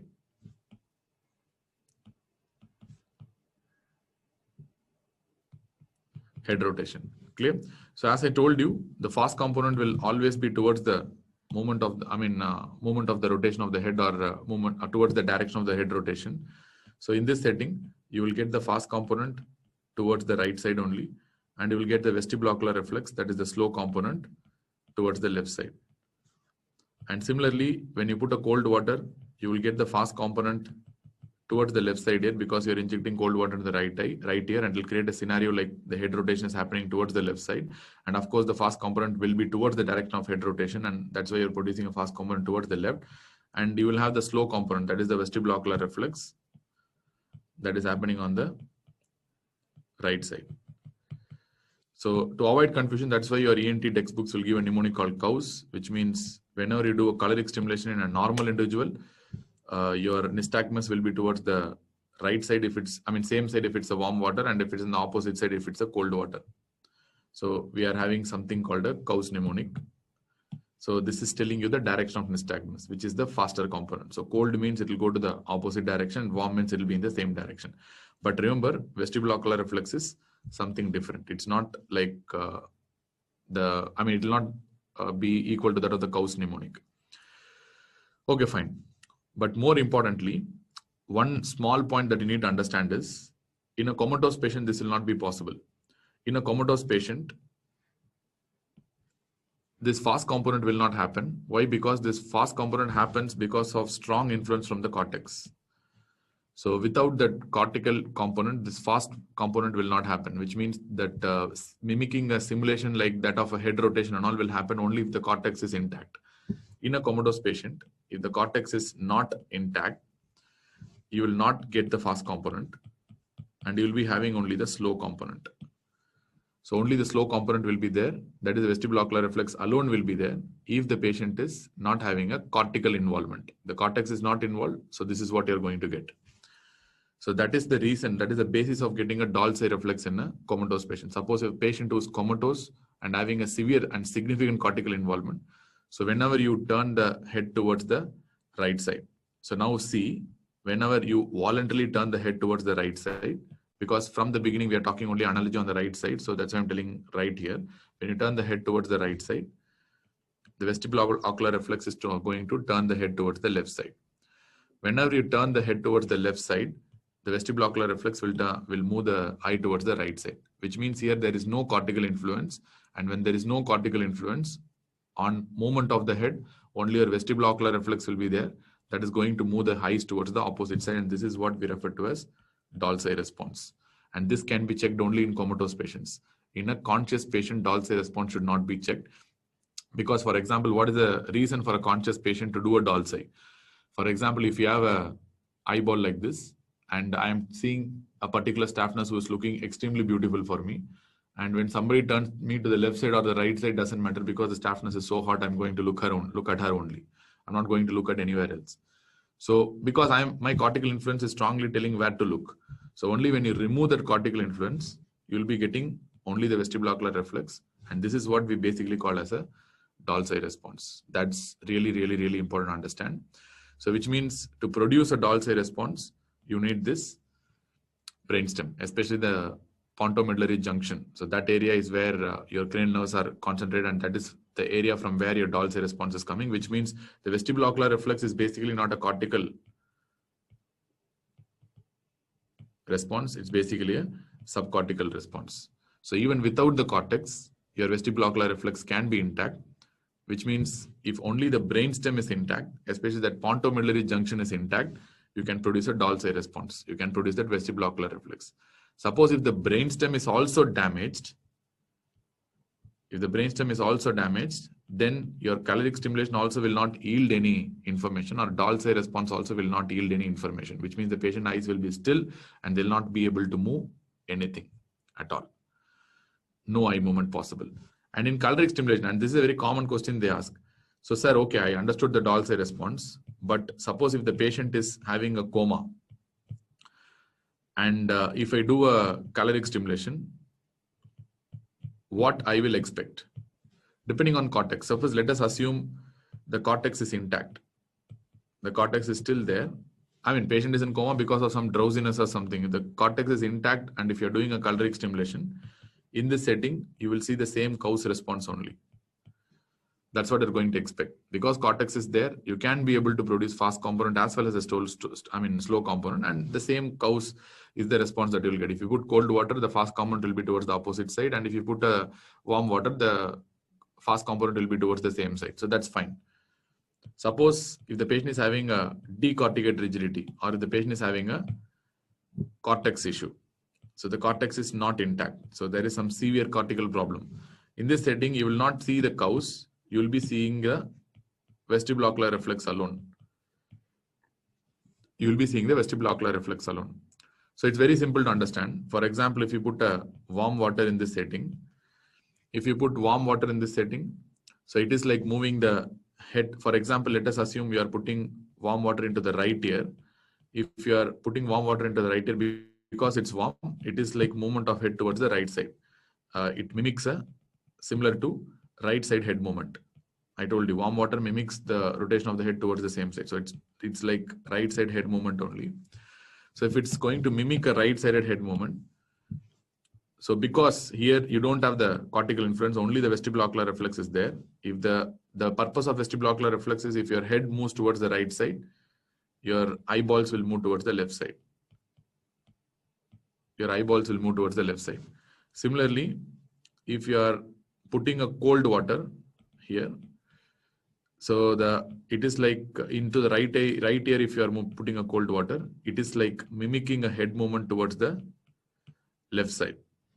It is mimicking a head movement towards the left side. If you are mimicking a head movement towards the left side, then of course, because here only vestibulocular reflex is there, your eyes will move towards the right side only.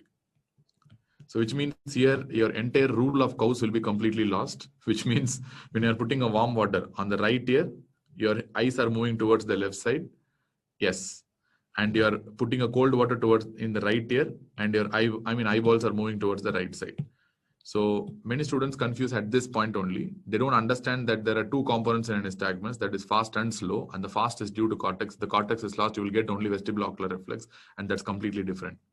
And the direction of nystagmus is basically in the direction of the fast component, and that's why the cause mnemonic is there. If you take the fast component out, and if you take the cortical influence, and you will not get this cause, and you will get something different only. And you have to clearly understand this. Remember, this cause mnemonic should be used only for nystagmus, not for vestibulocular reflex. Clear or not? Do you understand? Till this, are you understanding or not? I cannot explain a much easier way. This is the most easiest way I can explain this. Okay. So whenever you put a caloric stimulation in a brain dead patient, for example, let us assume the brainstem is also damaged. The patient is having a brainstem death. So in this scenario, you will not get any response. You will not get a Dalsey reflex. You will not get a vestibulocular reflex, which means you will not get any caloric response also, which means the eyes will be still. Cortex is also dead.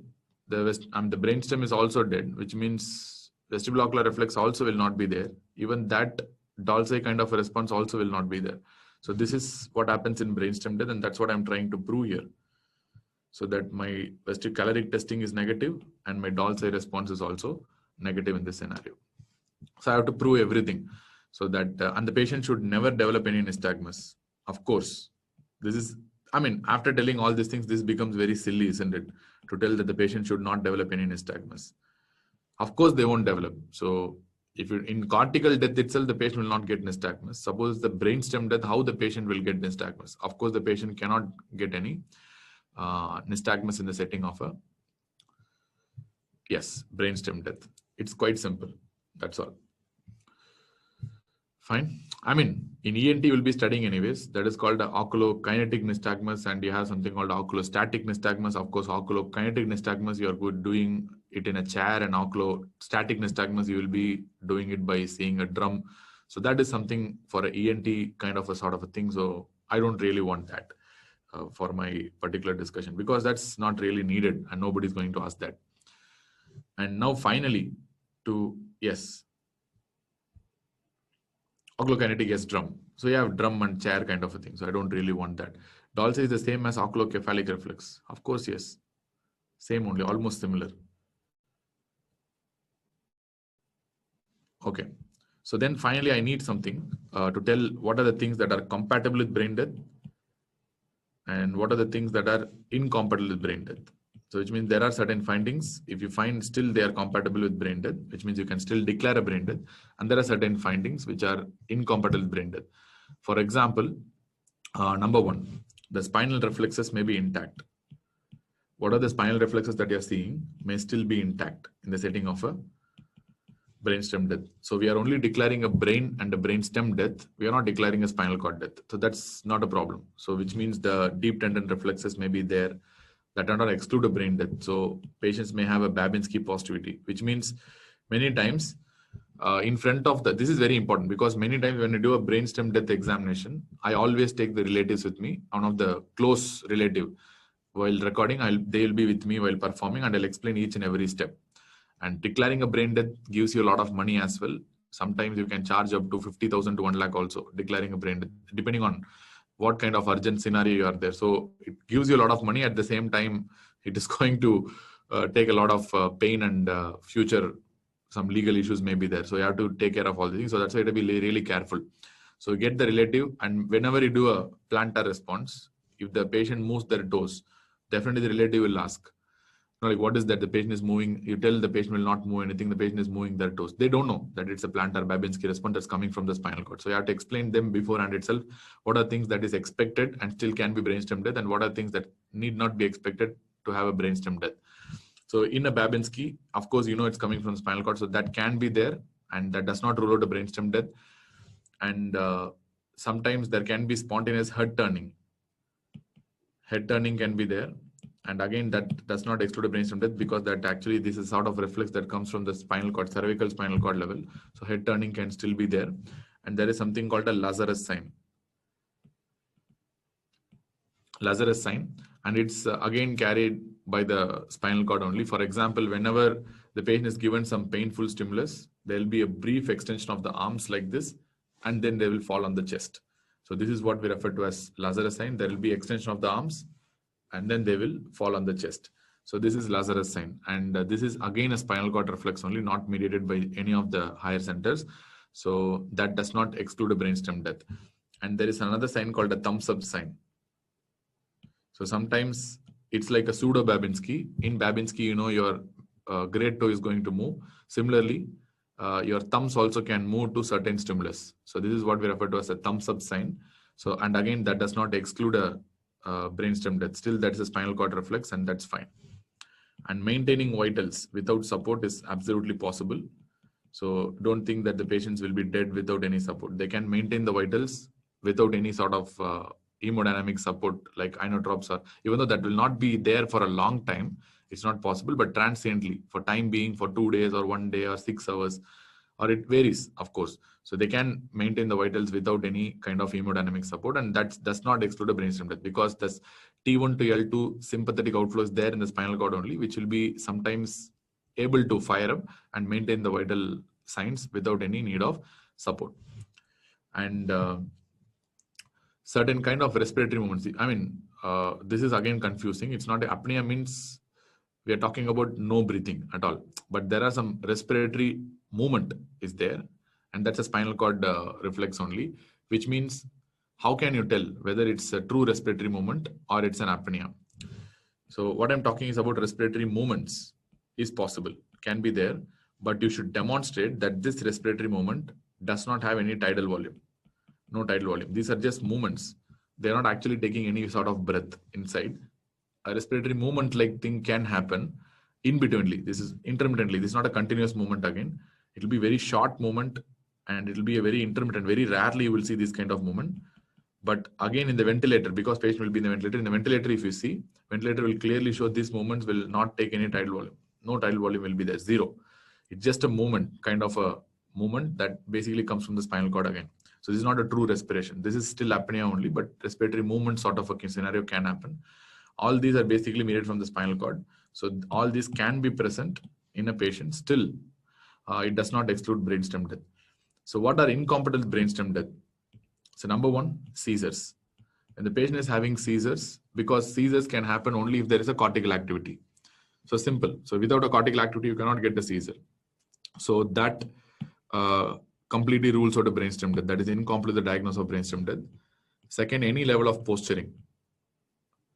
Any posturing, whatever may be the case, any level of posturing indicates goes against a brainstem death. So which means it could be a decorticate posturing or it could be a decerebrate posturing. So these are going to completely go against the diagnosis of a brainstem death. So it's not possible. So the next question automatically comes because we have introduced a new terminology called posturing. We need to know what is decerebrate and decorticate posturing. And that is based on the subcortical level influences. For example, in a brainstem, let us assume there are three areas.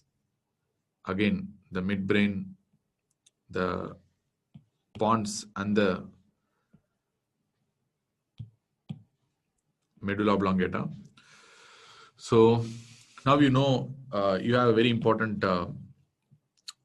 midbrain tract. So that is basically coming from the red nucleus. Red nucleus is one of the important structures of the midbrain.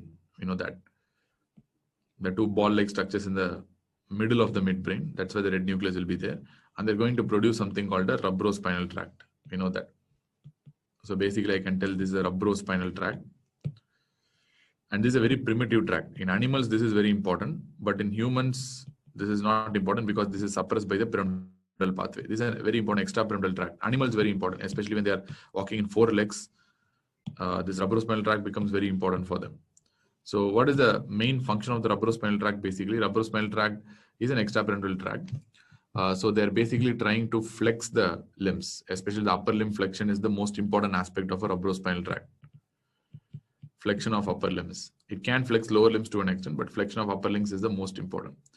And this rubrospinal tract is very advanced in animals, so that the trunk also will be flexed, so that they'll be walking in four legs. So as the evolution became better, this rubrospinal tract was actually inhibited by the corticospinal tract, the pyramidal tract. Slowly, the pyramidal tract gained a lot of advantage. And this pyramidal tract started inhibiting the rubrospinal tract. That's what they do. Basically, they inhibit the rubrospinal tract while coming down. So this is the corticospinal tract. Slowly, what happened is, because the rubrospinal tract's influence is gone, slowly initially the arms that are flexed, basically the arms that are flexed become a little extended. And because the trunk that is flexed also become a little extended. And slowly from evolution-wise, if you see, as the corticospinal tract becomes strengthened, they become slowly upright. Monkeys, gorillas will be a little flexed, but humans become completely upright. So that is because of the complete domination of the corticospinal tract over a period of time in evolution. So that's rubrospinal tract for us, nevertheless. And we have many other pathways are there. Like, for example, we have a tectospinal tract, we have a reticulospinal tract. So many other tracts are there that does something else. So let us see what they do. So let us assume we have something called a tectospinal tract. And let us assume we have, I'm drawing only approximately because these are diffuse tracts. They don't have any particular localization, but they originate from the brainstem only. So this is an example of a tectospinal tract. Let me talk about a reticulospinal tract. So these are also extrapyramidal pathways, and what these tectospinal and reticulospinal are doing.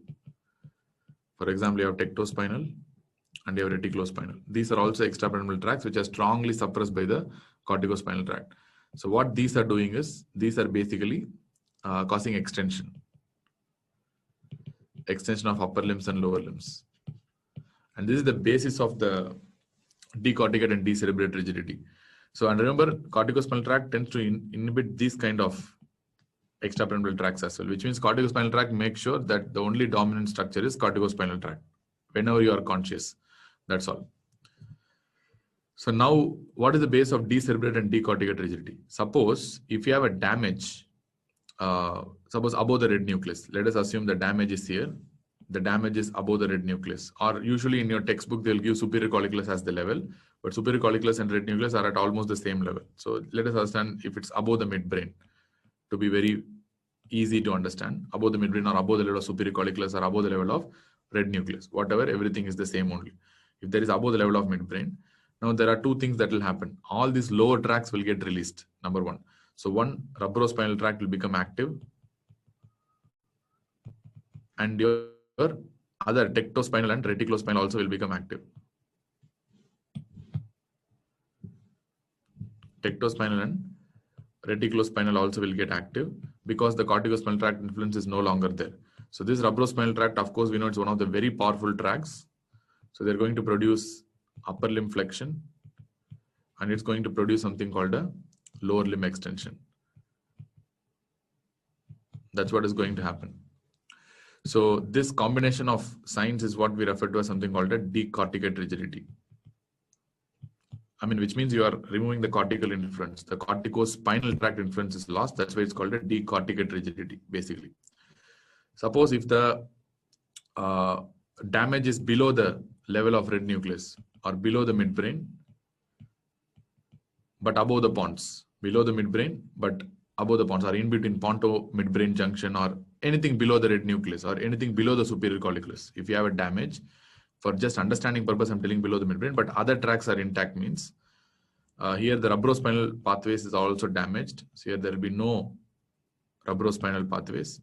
There will be only tectospinal and reticulospinal pathways, which will be active, which will be resulting in uniform extension of upper limb and the lower limbs. And this kind of uniform upper limb and lower limb extension is what we refer to as something called a decerebrate pathway or a decerebrate posturing. Not decorticate, it's a decerebrate posturing. So which means whatever may be the posturing, doesn't matter. This posturing should be there only if some areas of the brainstem is still functioning. If brainstem is not functioning, posturing should not be there. So that is why any kind of posturing indicates intact brainstem, and it actually excludes brainstem death, and that's why these are incompatible with brainstem death. And that's a very important point as well. And at the same time, patient should not have any nystagmus. Even if they don't have eye movements, if they have, I mean, in the sense like if they have nystagmus, that excludes brainstem death again. So these are the findings that are incompatible with brainstem death, and you have some findings that are compatible with brainstem death also, which are very important as well. I think you can understand what I'm trying to tell, so that we can move on to the next. Clear? That's all. So now you know what happens in brainstem death. So what are the components of how to diagnose a brainstem death? I mean, why I told brainstem death is because that will help you in understanding the reflex also. Because I don't want to, because neurology is something, if you start from A to Z, if you go in an order, it's going to be really, really difficult for you. Like I have to tell the reflexes separately.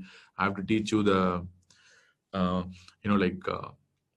pupillary pathway separately. So it's better whenever you study for competitive exams like this, it's better you learn now and then. So whenever you get a new thing, you read that time itself. Whenever you get some topic, you read that time itself. That's my way of teaching as far as the neurology is concerned, because I felt that will be more easier compared to starting from the beginning, like everything like anatomy to physiology to separately. If you go, it will be very difficult and it will be time consuming, and it will ultimately will not set the goal of what we wanted to learn in the first place.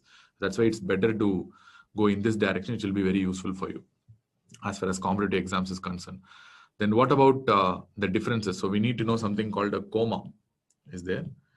And you need to differentiate this from something called a persistent vegetative state. We call PVS, persistent vegetative state. And then we have something called a locked-in state. Locked-in state. They will ask you the differences usually. So first of all, arousal. So, I mean, what will happen in the setting of coma? Arousal is impossible and eyes can never open in the setting of a coma. And as far as persistent vegetative state is concerned, Eyes can open here, even though patient cannot be aroused. Eyes can be opened. But remember, there will be no purposeful eye movement. I'll come back to that. Locked in state, eyes can be opened. Again, eyes can be opened here in locked in state. And remember, again, opening of the eyes is mediated through third cranial nerve. Opening of the eyes mediated through third cranial nerve. And because third cranial nerve is intact in a locked in state, midbrain is there. So your eyes can be open because that's done by levator palpebral superior. So that's a very important difference.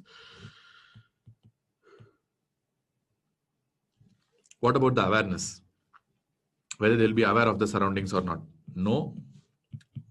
As I told you, locked in state, the patient will be aware of the surroundings. They can feel the sufferings also, pain, temperature, everything they can feel. And what about the communication? Communication is impossible. Whatever you tell, the patient will do the same. But locked in state, the communication is possible. So how is it possible if they can't express? Very simple. There are some things which is still intact in patients with locked in state. Like for example, if you ask the patient to look up, because vertical gaze is still intact, it's not eye movement, vertical gaze itself is there in a locked in state. So you can ask the patient like this: if you understand what I am trying to tell, you open your eyes, they will open. And they will ask like, if you understand what I am telling, you can look up. The patient will try to look up. So which means there are certain things which are still intact locked in state, which you can actually use it for your communication. So communication will still possible in the setting of locked in state to some extent, but it's impossible in the other two states. And finally, the most important is the sleep wake cycle. This is the area that usually they'll be asking on exam. So sleep wake cycle will not be there, but will be intact in the other two. Remember, even persistent vegetative state, the sleep wake cycle will be intact. PVS is basically very easy to diagnose. When you go to ICU regularly, there will be a lot of patients who will be in the persistent vegetative state. I mean, time and again you will be seeing. For example, in persistent vegetative state, the patient, it's very difficult to convince the attenders that the patient is having a poor prognosis, because PVS itself is a poor prognosis. As far as the prognosis is concerned, coma and PVS is variable according to the cause. Depending on the cause, it can be variable. But locked in state is universally bad. There's no good prognosis. They will usually die within a period of 3-6 months, maybe. They don't survive beyond that. But persistent vegetative state and coma, depending on the cause of the coma and persistent vegetative state, the prognosis can be completely different. But nevertheless, in a persistent vegetative state, suppose if the patient is having a serious brain injury, or it's visible that the prognosis is bad, in that setting, it's very difficult to explain to the attenders, because many times what they will do is they will have a sleep wake cycle. Sometimes they can even smile also, but that will be completely irrelevant to what is happening in the surrounding. So that's it's an automatic brainstem activity or brain activity. So many times what happens is when the attender will come, usually they'll come to the ICU with kind of the religious sentiment. They will be taking the water from the church, or they'll be taking water from the mosque, or they will keep that kind of sendur and all. So they used to come with this kind of religious sentiment. So during that time, unfortunately, these patients with persistent vegetative state, sometimes when they keep that sendur or put that church water and all, sometimes what might happen is that's completely irrelevant. They will open their eyes and they will smile also. And once that happens, that's all. It's very difficult to convince the attenders, because they will believe that this thing works, and they will not accept that the prognosis is bad. They will think like we are lying. And that's why it's very important to tell that these kind of movements can happen in persistent vegetative state, that the opening the eyes, sudden kind of smile kind of, or suddenly they can cry also. Their emotions can surge out sometimes, but it will be completely purposeless. So what I will try to do is, if these kind of movements happen suddenly, and the attenders are coming and asking, sir, why these kind of movements are happening? Is the patient awake and alive? So what I will tell is, try the next time. Go and repeat the same thing. And if the patient does the same thing again, then I will agree to that. Then they will be there for 1 hour. They will try from the ears, eyes, nose, everywhere, but the patient will not respond. So they will come all of a sudden without any reason, without any trigger, and they will go off. And that is not purposeful. Whatever the movements they do, or whatever the smile they do, that is completely purposeless. And that will happen in a persistent vegetative state, which is quite expected. That can happen.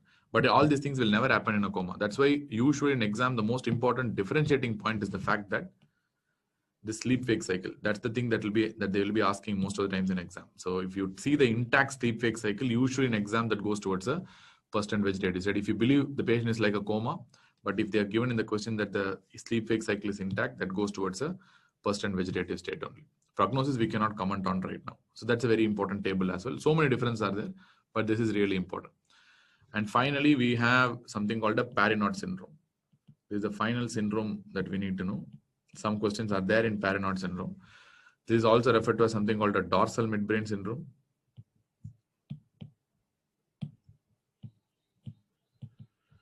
That's also referred to as something called a dorsal midbrain syndrome. As far as dorsal midbrain syndrome is there, the dorsal part of the midbrain, which is important for, you want point 2, GCS in persistent vegetative state. You're talking about, you're asking GCS is 2 or not. No, GCS will not be 2 here. GCS will be 3 only, I'll tell you. GCS will be 3 by 15 if you have not intubated. If you're not intubated, it will be 3 by 15 only. There won't be any this thing. You might thinking like it's a spontaneous eye opening, that is 4. But in a patient with persistent vegetative state, that spontaneous eye opening will not happen all the time. Will happen only when irrelevant, completely irrelevant to what's happening in the surrounding. That cannot be counted as a Glasgow coma scale. It will be 3 by 15 only, most of the times, the least GCS. So Parinaud syndrome is dorsal midbrain syndrome. So as far as the dorsal midbrain syndrome is concerned, it's going to have some problem. The dorsal midbrain, we know that dorsal midbrain does a lot of things. Like for example, it does accommodation. It does something called vertical eye movement. So for all those things, dorsal midbrain is important. So usual cause of a dorsal midbrain syndrome or a Parinaud syndrome will be pinealoma. This is a rare cause, but still pinealoma. Pineal gland is immediately behind, isn't it? So they can come and compress on the dorsal part of the midbrain. Or if it's the third ventricle dilatation due to some obstructive hydrocephalus, you can get impingement on the dorsal midbrain and dorsal midbrain syndrome and AV malformations, rarely multiple sclerosis. So remember in neurology, everywhere vascular cause will be there. Then one tumor cause will be there. One demyelination cause will be there. That is usually multiple sclerosis. So nothing is complete without this. For any disease, you can tell these 3 causes. Blindly, whenever you are attending a Viva OC, you will tell some vascular cause, some stroke-related cause, or some AV malformation-related cause. You can tell some tumoral cause, but if you tell a proper tumor, you should not tell like a random tumor. But if you tell tumor, they will agree. But if you tell some specific tumor, you will be caught. So if you are a final year in your answer Viva OC in neurology, if you want to tell the cause, remember vascular, tumor, demyelination will be there everywhere. Whatever may be the disease, in the central nervous system, these 3 things will be there everywhere. So there's no need to unnecessarily confuse in exam. If you tell these 3 things, universally everyone will agree because nobody can deny that these 3 can't produce something. So dorsal midbrain syndrome, almost the similar thing only. So, but what will be the clinical features? Clinical features, the most important thing will be vertical gaze palsy. That will be the most important. Vertical palsy. This is actually a supranuclear palsy, basically. So whenever you get a vertical gaze palsy isolated, that is called as a supranuclear palsy. And more importantly, what vertical gaze is affected is up gaze more than the down gaze. That's very important because there is another type of supranuclear palsy called as a progressive supranuclear palsy, which we'll be discussing in Parkinson disease. There you'll have a down gaze palsy involvement more than the up gaze palsy involvement. So here there will be up gaze palsy involved more than the down gaze palsy.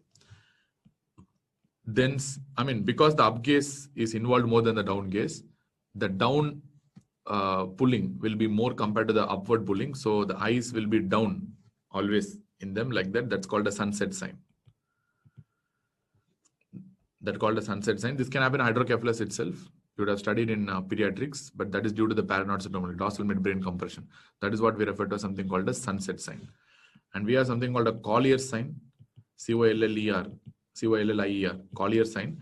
The lid would be retracted, and that's due to a lot of reasons. No need to confuse here. That's called a Collier's sign. The patients will have lid retraction, and finally the patients will have a type of nystagmus called as a convergence retraction nystagmus. Convergence retraction nystagmus. So Parinaud syndrome being a low yield area, but still 1 or 2 times they have asked previously. That's why I'm telling this. That's why I don't want to describe it completely. But nevertheless, you need to know vertical gaze palsy, where the patient's eyes will have more of up gaze palsy than down gaze palsy. The eyes will be down, called as a sunset sign. Then you have a Collier sign, lid retraction. Then you have a convergence retraction, nystagmus. Remember, this kind of vertical gaze palsies are basically supranuclear. Skew deviation in eyes is eyes moving to different directions. Like, I mean, it's one side one direction, other side another direction. That's a skew deviation of the eyes.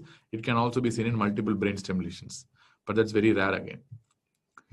Okay, so with this we have completed as much as possible whatever we need to complete with regards to stroke, and most of the questions will be based on this only. Whatever I told you, that's where they're going to ask. They're not going to ask anything else apart from this.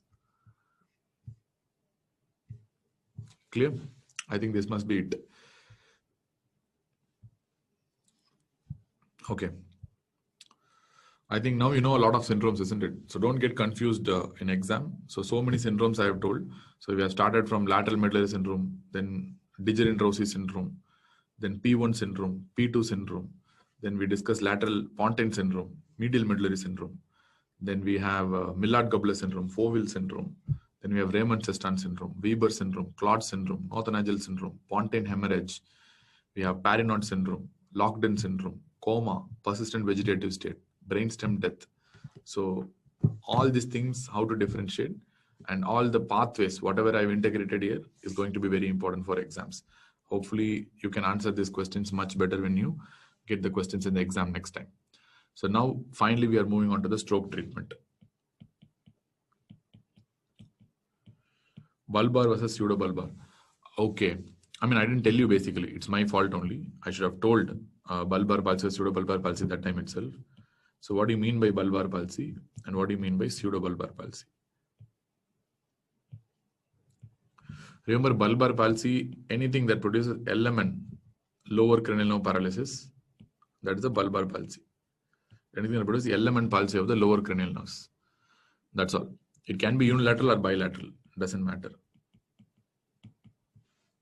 So which means what I'm trying to tell is LMN can be affected either in unilateral disease or a bilateral disease. Both can produce problems in the lower motor neurons. As far as pseudobulbar palsy is concerned, you will have bilateral UMN, lower cranial nerve palsy. It should be UMN only and should be bilateral, because unilateral UMN involvement usually will not result in significant impairment. Only bilateral UMN involvement will result in significant impairment. I told you that is because of bilateral innervation of the nuclei by both the sides. And that one exception is the lower half of the face, which I have discussed yesterday itself. So what do you mean by this lower cranial nerves? Lower means typically I mean by 9, 10, 11, 12. But remember, it doesn't mean strictly, doesn't mean that only 9, 10, 11 or 12 must be involved. There can be some additions and there can be some subtraction. It's a vague term only. It's not like only 9, 10, 11, 12 or all 9, 10, 11, 12. There's nothing like that. So whenever the 9, 10, 11, 12 are damaged partly or in full, we call it as a bulbar palsy or a pseudobulbar palsy. And there can be an association with other cranial nerves also. For example, even 7th nerve can be damaged along with that. So it's not like it's only that 9, 10, 11, 12. There can be additions or there can be subtractions also. Doesn't matter. So it's a vague term. But nevertheless, it's a lower cranial nerve palsy. If it's bilateral UMN, we call it as a pseudobulbar. If it's a unilateral or bilateral LMN, we call it as a bulbar palsy. And more importantly, how to differentiate them is seeing the reflexes. The most important point is the jaw jerk. That's what they will ask. As far as the bulbar palsy is concerned, most of the times jaw jerk will be lost because you're having a LMN kind of a paralysis. But jaw jerk will be usually, they will tell brisk, but I don't know. I've never seen a brisk jaw jerk. It's usually whether it is present or absent. Normally itself, jaw jerk will be absent only. But if it's present itself, we'll take it as a brisk jaw jerk only. That's a sign of a pseudobulbar palsy. And what will be the gag reflex? Gag reflex will be still lost here. Gag reflex will be intact in the setting of a pseudobulbar palsy, of course. And what about emotions? Emotions variable, but generally lost, because most of the time 7th also will be impaired. If 7th is involved, then emotions will be completely lost. Patients will not have any sort of emotions if 7th is involved bilaterally. Whereas if the patient is having bilateral UMN type of paralysis, I mean complete loss of UMN, both the sides, the emotions will become hyperlabile. Emotions will be labile. I mean, you can remember like sort of a UMN versus LMN. So you will, I mean, right now you can later on, if there is time, I will discuss about the deep tendon reflexes later on. But now you can understand that your UMN, for example, corticospinal tract involvement, still you have deep tendon reflexes, isn't it? Like that, you can understand that gag reflex is also something similar to that. So in UMN lesions, you will have a gag reflex, and in LMN, you don't have a gag reflex. It will be lost. This time I'll explain you later on when I'm talking about the DTRs in the spinal cord. So emotions will be labile. Labile means they'll be crying, they'll be laughing, and there'll be a very labile emotion. So there'll not be a standard emotion. And then what will be the probable cause? Usual probable cause, the most important for exams is the Guillain-Barré syndrome. And you have multiple other causes also. But very importantly in exam, what they'll be expecting is this particular answer. That is a Guillain-Barré syndrome. Even lateral medullary syndrome also can cause this. For example, a Wallenberg syndrome can also cause a LMN 9, 10, 11, 12 palsy. I mean, except the 12, 9, 10, 11 palsy is possible.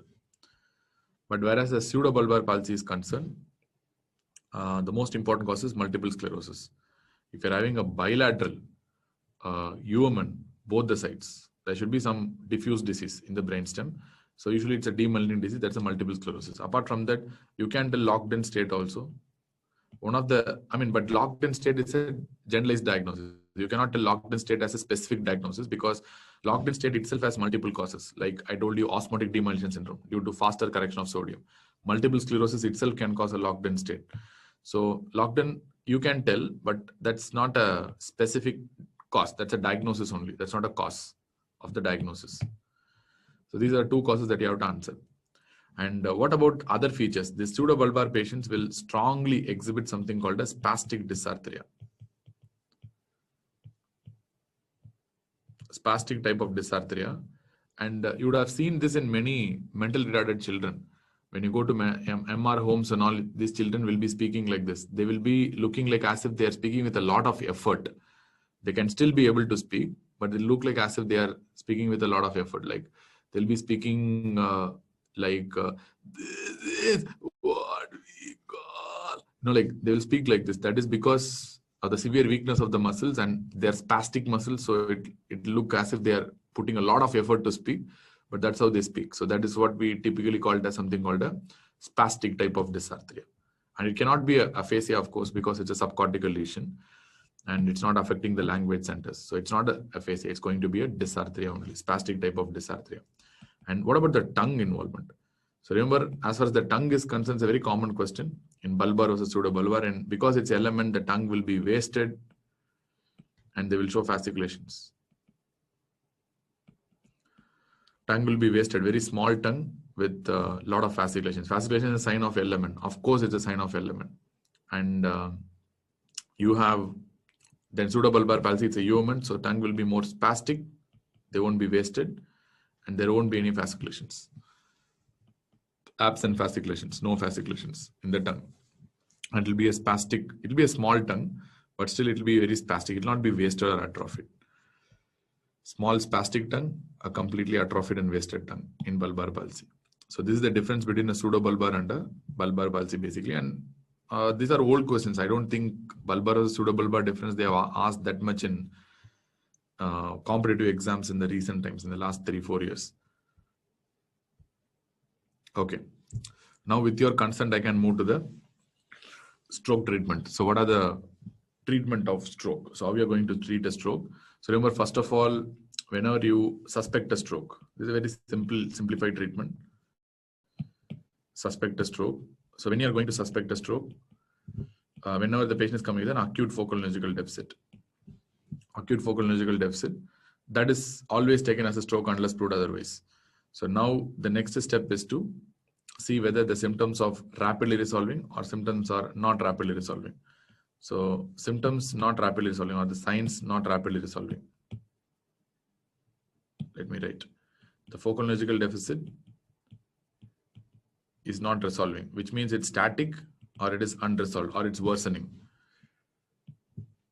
Or it can be a rapidly resolving focal neurological deficit. So remember, if it's a rapidly resolving focal neurological deficit, then the diagnosis of stroke is unlikely. Then you have to think about something else, like probably it could be a migraine, or it could be even a transient ischemic attack. It could be hypoglycemia, something. So it's unlikely to be a stroke, but still can be a stroke, I'll tell you. I mean, your clinical examination will not rule out or cannot confirm. It can only tell whether it's likely or unlikely. So here, the stroke is very likely because it's static and it's an acute onset focal neurological deficit. It's very likely. So stroke unlikely means it could be a probable TAA. That's what you're thinking. Probable transient ischemic attack. So now in this setting, it's very important to tell whether it's what is the definition of a TAA. Remember, usually current definition of TAA is completely different because everyone would have studied the older textbooks, and especially Indian author textbooks, where they will give TAs diagnosed when the focal neurological deficit reverses completely within 24 hours. The focal neurological deficit does not reverse within 24 hours. They used to call it as a stroke. This kind of definitions have been given like 3-4 decades back, where the treatment of stroke is not advanced at all, and we did not use any form of intervention.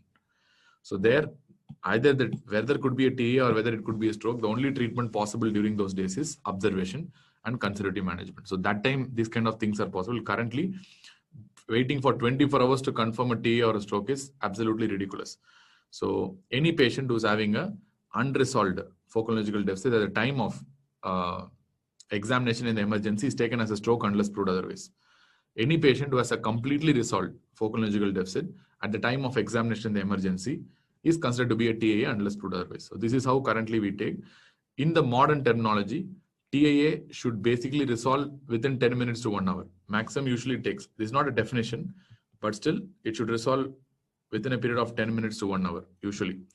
Most of the times, this will be from the patient's history itself, which means the patient will tell like, suddenly I got a complete weakness of my limb and I'm not able to speak at all. He will suddenly call the ambulance, or his attendants will call the ambulance. While coming in the ambulance itself, his movement will improve. And now after coming, he will tell, sir, I'm completely all right. I can move my limbs now. I can punch you also. Everything becomes all right. So they'll be very excited because that's something, like very deadly, isn't it? Very scary. Suddenly you couldn't move the limb and on the way it recovered. So in a way, the patient will have a sense of relief. So they'll be hyper excited. So sir, now I can move everything. So that's what they will do. So this is what is a classical presentation of a transient ischemic attack. So that's really important to understand. So stroke will not have any much recovery. Even if the patient comes to the ER, they will be lying down with a lot of focal neurological deficit that will be residual in the patient. So only in that setting, you should diagnose a TAA or a stroke. So don't use that definitions of 24 hours, which is completely unacceptable. Is night paralysis also a type of TAA shown in Conjuring and all? I don't know. Night paralysis, I have not seen. I don't remember. I've seen Conjuring all the both parts, and I think Annabelle also.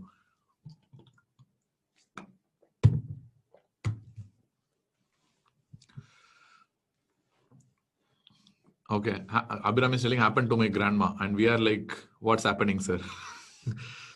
That's a TAA, very common entity, transient ischemic attack. But the problem with TAA is not like TAA is a completely reassuring sign, because it could be followed by a subsequent stroke. So because if one embolus is dislodged, another embolus can lock in that place and that can cause a stroke. So which means the patient has a risk of developing stroke subsequently. So that's why TAA is also dangerous basically. But nevertheless, at least it's not producing any deficit. Before that, we can treat something. So that's the idea. Suppose if the patient is having a TAA, likely if it's a TAA. Okay, just telling my senior had it at 3 p.m. after watching it. Okay. And he was very scared. Okay.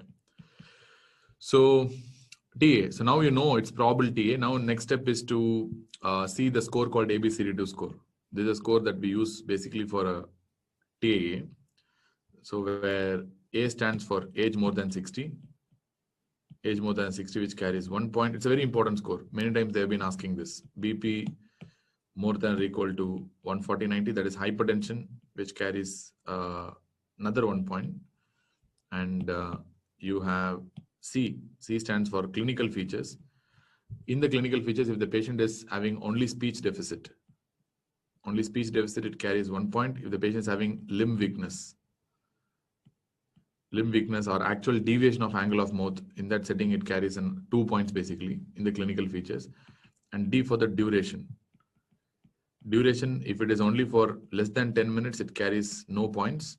If it is for 10 to 15 minutes, that means up to 1 hour, it carries 1 point. Anything beyond 1 hour, It carries 2 points. That's why it's called ABC2. And why it's D2? Because there is another D. This is the first D, and there is another D called diabetes mellitus, which carries another 1 point. So clear? So you can see the total score. It is 1, 2, 3, 4, 5, 6, 7. So total score is 7. So the score can range from 0 to 7. Clear? So depending on the ABCD2 score, suppose the ABCD2 score is less than or equal to 3, then in this setting, I'll be calling it as a low risk TAA. If the ABCD2 score is more than or equal to 4, then it's definitely a high risk TAA, even though there are a lot of exceptions. For example, there is something called a crescendo TAA.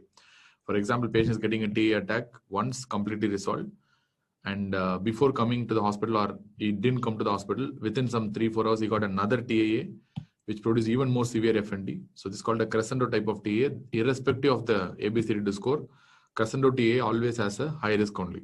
So that even if the score is 2 and if he's having a crescendo TAA, that's a high risk for sure. So there are a lot of exceptions are there. So let us don't want to discuss about that. So anyways, if it's a low risk or a high risk, doesn't matter. You're going to do an MRI anyways. MRI definitely is mandatory, especially diffusion weighted sequences are very, very important. But you might be asking me, what the hell is this? If the patient is having a low risk or a high risk, you're going to an MRI. So why you want to categorize them in the first place? So this is a risk of development. I mean, why you have the ABCD score? Because this score is going to tell a risk of subsequent stroke, or the patient could have had a stroke already, but it's manifesting like a TAA. So that is why the ABCD score is there, to identify those high risk individuals who will develop a high chance of subsequent stroke, or who had already had a stroke, but just it is not manifesting because it's a very mild stroke. So that's why we have that ABCD score. So if it's a low risk, which means the patient is having a low risk of developing subsequent stroke in the next 24 to 48 hours, which means they can be managed as an outpatient basis. You can do MRI as an outpatient. You can ask them to come tomorrow and do an MRI. If the patient is having a high risk TAA, then in that setting, it's better to admit the patient and take a urgent MRI, which means inpatient means I'm going to take a urgent MRI within the next 24 hours. If it's an outpatient basis, means I can take MRI after 24 hours. No problem. After 24 hours, 24 hours, I can take the MRI as an outpatient basis here. So that's the idea. So it's urgent or a non-urgent MRI. Whether you want to take MRI immediately or you can take MRI later. That is the idea. And at the same time, this kind of ABCD score also tells you the risk of developing subsequent stroke. Remember, the highest risk of developing subsequent stroke after a TAA is in the period of next 24 to 48 hours. That's why even if you get a TAA, come to the hospital immediately. Don't be in home. Because within 24 to 48 hours, you can get a subsequent stroke. So that's highest risk of developing subsequent stroke is in the next 24 to 48 hours, even though the stroke can happen after 1 month or even after 1 year also. I'm not telling the maximum limit, but the highest chance of getting a subsequent stroke is in the next 24 to 48 hours. And if you do an MRI, if MRI does not show any infarct, or if the MRI shows an infarct. So if MRI does not show an infarct, this is where you diagnose a TAA. This is a modern definition of TAA again, where the MRI should not show an infarct.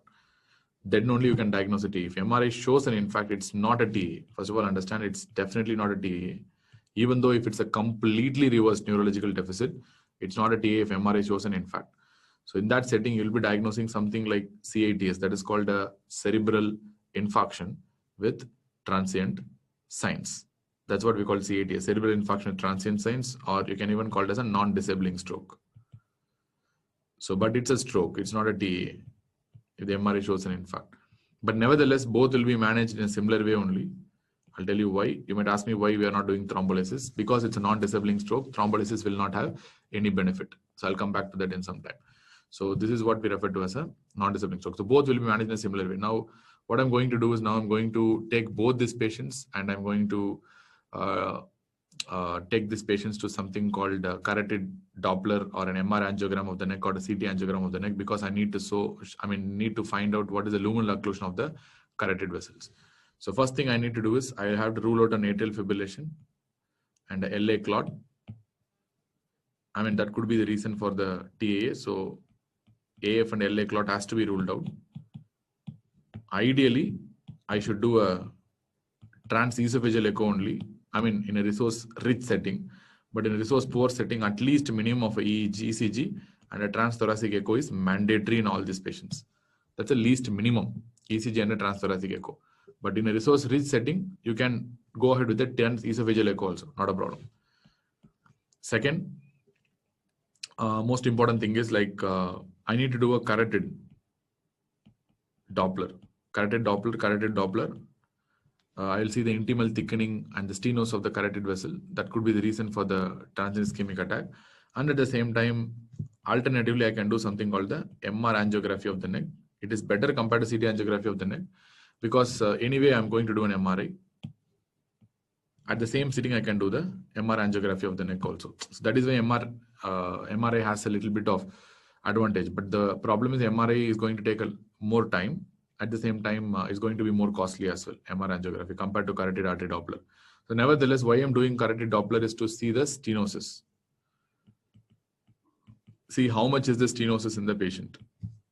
So if the stenosis is going to be less than 50%, stenosis less than 50%, then in this setting, I'm going to give only medical management. I'm not going to use any interventional procedures. Like for example, I'll be using aspirin, statins. Of course, I need to use statins because it's a ASCVD and there is nothing that will stop you from using statins here. So statins has to be given and it should be a high intensity statins. It should not be a low intensity. It's a high intensity statin. I'll be using aspirin, statins and all this stuff. Or alternately, I can use clopidogrel also. If the stenosis is more than 50%, in this setting, you can try intervention if possible. And again, this is highly controversial. So depending on the percentage of stenosis, if it's 70 to 99%, then there is a definite benefit. You'll get a definite benefit out of it. You can definitely do some intervention, but 100% will not have any benefit because of full occlusion, again, you cannot do anything. Or if it is in the range of 50 to 69%, so in this setting, you have only doubtful benefit,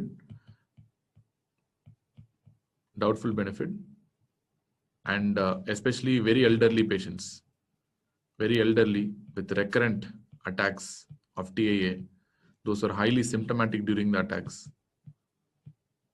So these patients may get benefit with a stenosis of 50 to 69% itself, but whenever it is more than 70%, it is definite benefit. Usually 100% or less than 50% usually will not get any benefit. 70 to 99 definite benefit, 50 to 69 doubtful. Certain group of patients will get some benefit because you're doing some intervention. And what are the intervention you can do? So there are two interventions. One is called a carotid endarterectomy.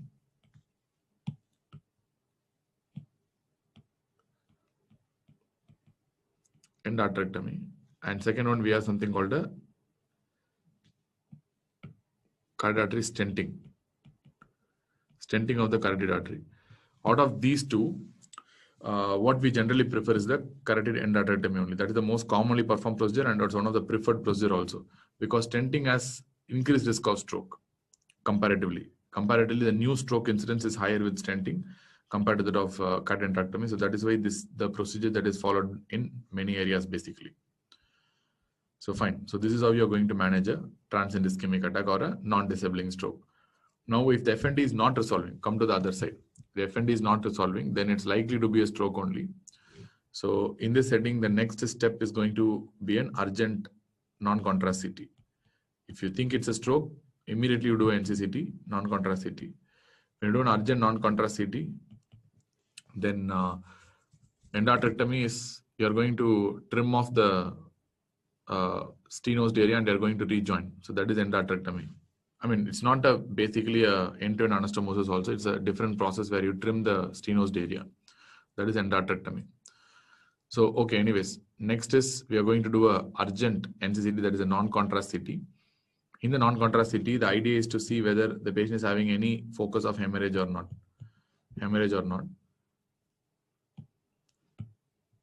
The patient is having signs of hemorrhage, yes.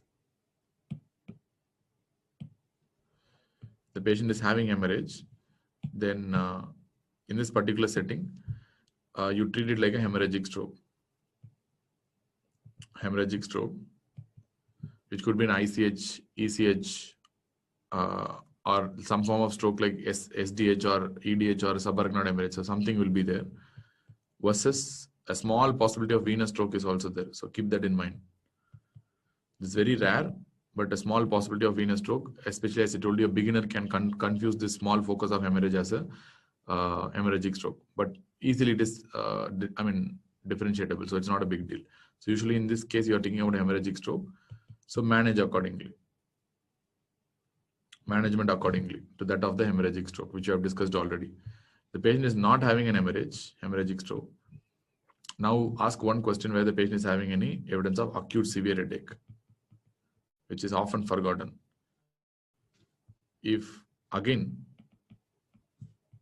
answer is yes, patient is having acute severe headache, then do a lumbar puncture.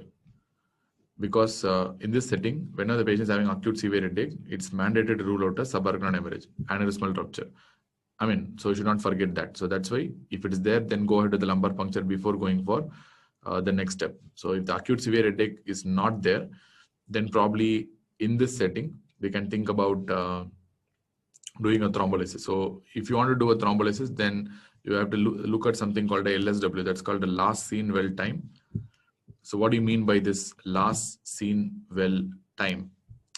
So this is basically a window period kind of a thing. So here last seen well means when the patient's bystanders have seen the patient walking or at their usual self before last. That's very important because it can happen in the night. So we don't know when the stroke has happened. So it's not possible to tell the window period really, but you can tell when the patient is last seen well. The last seen well time is less than 4.5 hours or more than 4.5 hours. If it is within 4.5 hours, then you can think about doing a thrombolysis. So remember, if there are no contraindications. If no contraindications, you can go ahead with a thrombolysis in this setting. So usual drugs that we follow is alteplase. That's the usual standard drug that we give. Usual dose is, it should be kilogram based dose. So usual dose that we follow is 0.9 milligram per kilogram. In that 10% should be given as a bolus. And remaining 90% will be given as an infusion over 1 hour. The maximum dose that you should use in stroke is 90 milligram. If you take your pages back and see, in MI you would have used 100 milligram, but in stroke it's always a little less, 10 milligram less. 0.9 milligram per kilogram, maximum dose is 100 milligram. 90 milligram. In that 10% you will give as bolus and 90% you're going to give as an infusion over 1 hour. And you have tenecteplase also. Tenecteplase, the dose is 0.45 milligram per kilogram. As far as the MI is concerned, it's 0.5 milligram per kilogram, where we're going to use a maximum dose of 45 milligram here. In MI, use 50 milligram maximum. Here, 45 milligram is the maximum. These are the two drugs that are useful for thrombolysis. Clear? If the patient is having, contraindication thrombolysis, or if the patient is having time period that has escalated beyond the window period, which means the patient is not within the window period, in that setting, you have to go for some alternative. So for that, there are two alternatives are there. One is conservative management and second is mechanical thrombectomy. So I will prefer where the patient is eligible for mechanical thrombectomy or not, beyond 4.5 hours. And this can be up to 24 hours. I'll tell you how. So whether you have to see whether the patient is mechanical thrombectomy eligible or not. If the patient is eligible for a mechanical thrombectomy, I'll tell you the criteria for eligibility. If yes, then you can go ahead with the mechanical thrombectomy. And if no, then it's better to go for a conservative management, conservative treatment. And remember, even if the patient is ineligible for thrombolysis, if lysis is contraindicated, of course, I can check the eligibility for mechanical thrombectomy. Similarly, even after a thrombolysis, there's a vague idea, but even after lysis, post thrombolysis also, I can check the eligibility for mechanical thrombectomy. It is like, you can see, it will be similar to that of what you saw in the MI protocol. In MI, you saw after thrombolysis also, you did something called a pharmacoinvasive management, but it's not mandatory. Stroke guidelines are not very powerful compared to MI. So they will tell even after lysis, like how we do a pharmacoinvasive kind of a PCA there, you can even still try mechanical thrombectomy. If the lysis is contraindicated, of course, you're going to go for some intervention like mechanical thrombectomy. It's like a PCA here. If the patient is outside the window period, still you will be trying a PCA. So if you take this vaguely and apply in the MI guidelines, it will be almost similar, both of them. So they will match in a very decent way. So mechanical thrombectomy, you can imagine like a PCA here. Clear? First of all, you need to know what are the patients that are eligible for mechanical thrombectomy. Remember, there are certain eligibility criteria are there when I want to do a mechanical thrombectomy.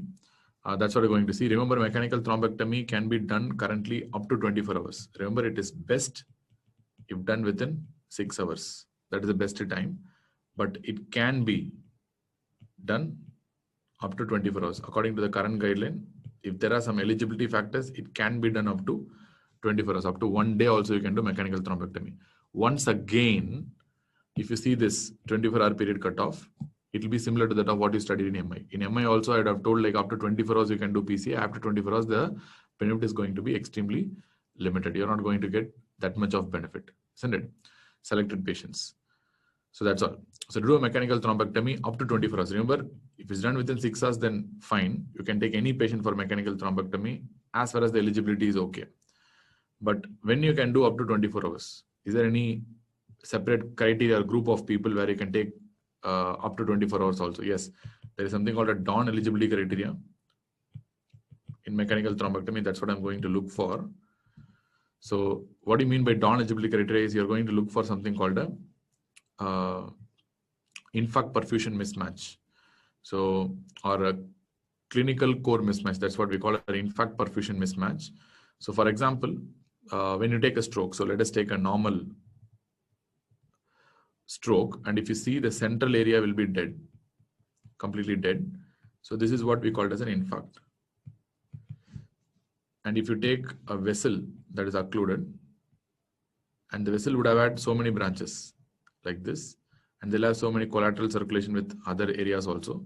But nevertheless, whenever the vessel is occluded in an area, the one core area that is directly supplied by this vessel will be the first to get infarcted, and this area will be infarcted, and this will be a dead area. And of course, this area is not salvageable at all in the first place. But there is a surrounding area which can be still alive. It's like the same principle like that of a MI only, but brain will behave differently, that's all. The still surrounding area can be alive, but they will be having reduced function. In MI, how did you find out? In MI, you told like there are some areas which are having regional wall motion abnormality.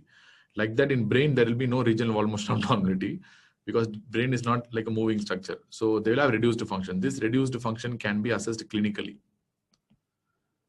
Clinically, you can assess this reduced function, which means infarct of this whole area will perform clinically as a reduced function only, will manifest clinically as a reduced function only. But actually the infarct can be very small. So this area that is still alive, but it's not functioning properly, is what we refer to as ischemic penumbra. Ischemic penumbra.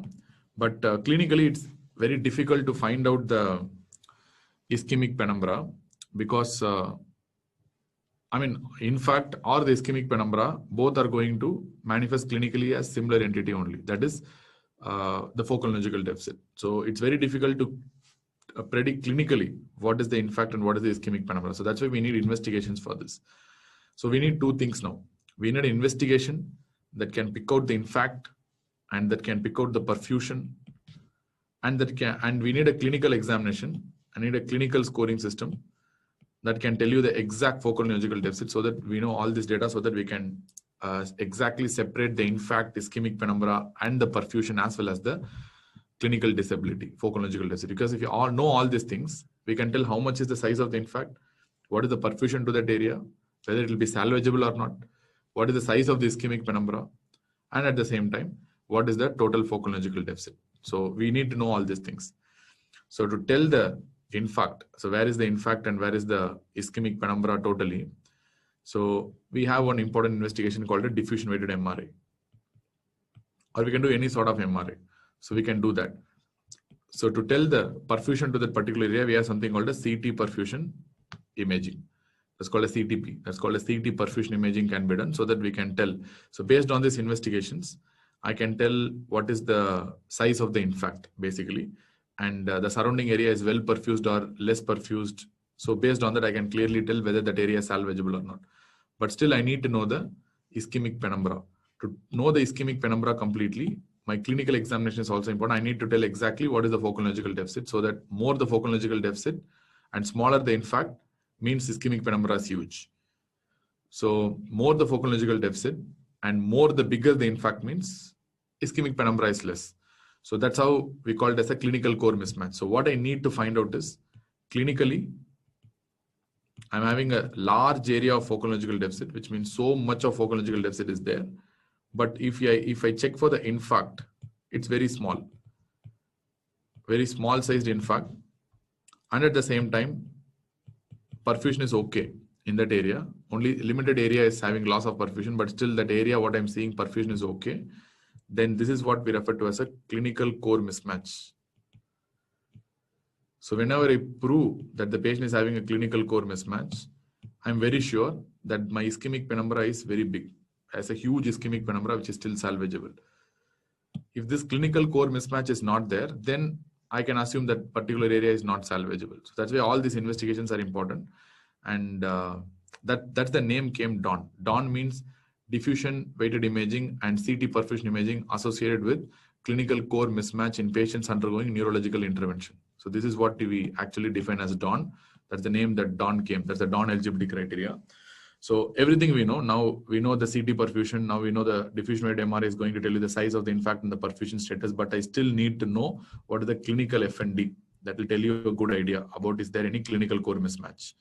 So for that, usually even before doing or even at the time of doing a non-contrast CT or even immediately after doing an NCCT itself, I'm going to assess one score called as NIHSS score. That is very important. This is a clinical score, NIHSS, that is going to tell what is my clinical severity. That is, what is my total FND status of the patient right now, phocologically status of the patient right now. That's called National Institute of Health Stroke Scale, even though currently it is not considered to be the gold standard, but it is the best as of now. We don't have any other option. So this is what we are using. That is National Institute of Health Stroke Scale. That's what we are going to use for assessing the stroke severity, basically, to start with. So remember, NIHSS should be used only for acute stroke severity. It's not used for assessing the stroke disability. So remember, stroke disability is different from stroke severity. Stroke disability means after the stroke, how much is the patient disabled? That's the residual sequelae of stroke. For that, we don't use NIHSS. NIHSS is used during acute stroke to assess the severity of the acute stroke. That's where NIHSS is used. Even NIHSS, you can categorize. So whether it's a mild stroke or a moderate stroke or a severe stroke, you can basically categorize based on the NIHSS score. So what is the category based on NIHSS score? For example, if the score is 0 to 1, I mean, the score ranges from 0 to 42 basically. The total score will be 0 to 42. It's completely clinical. You have 10 different points in exam. They won't ask you. But every single of my intern and resident in my hospital knows how to do this score. And they have a fixed case sheet like a pro forma. So at any patient who comes with an ischemic attack or a stroke or whatever it is, the first one resident will take the responsibility of filling the NIHSS scale, because this is a routine process in our hospital where they routinely do for every patient. If they don't do, they'll be fired really. It's very bad. So because based on this only, we are going to assess a lot of things subsequently.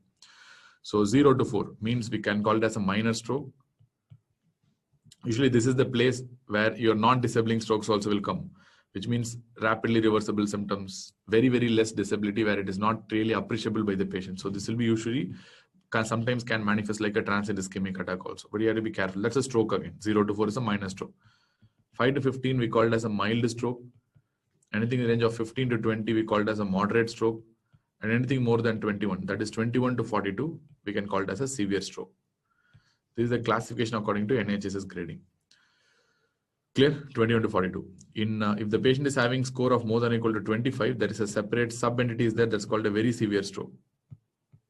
That's very severe stroke. That's separate entity is there. But anyways, nevertheless, the guidelines give only these 4: minor, mild, moderate, and severe stroke. That's completely based on clinical expertise. So I can tell one thing. Now I can tell the clinical core mismatch easily based on NIHSS score. Suppose if my NIHSS score is less than 10, NIHSS score is more than 10, plus my core infarct volume core volume means I'm talking about the core infarct volume. If my core infarct volume is more than 50 ml.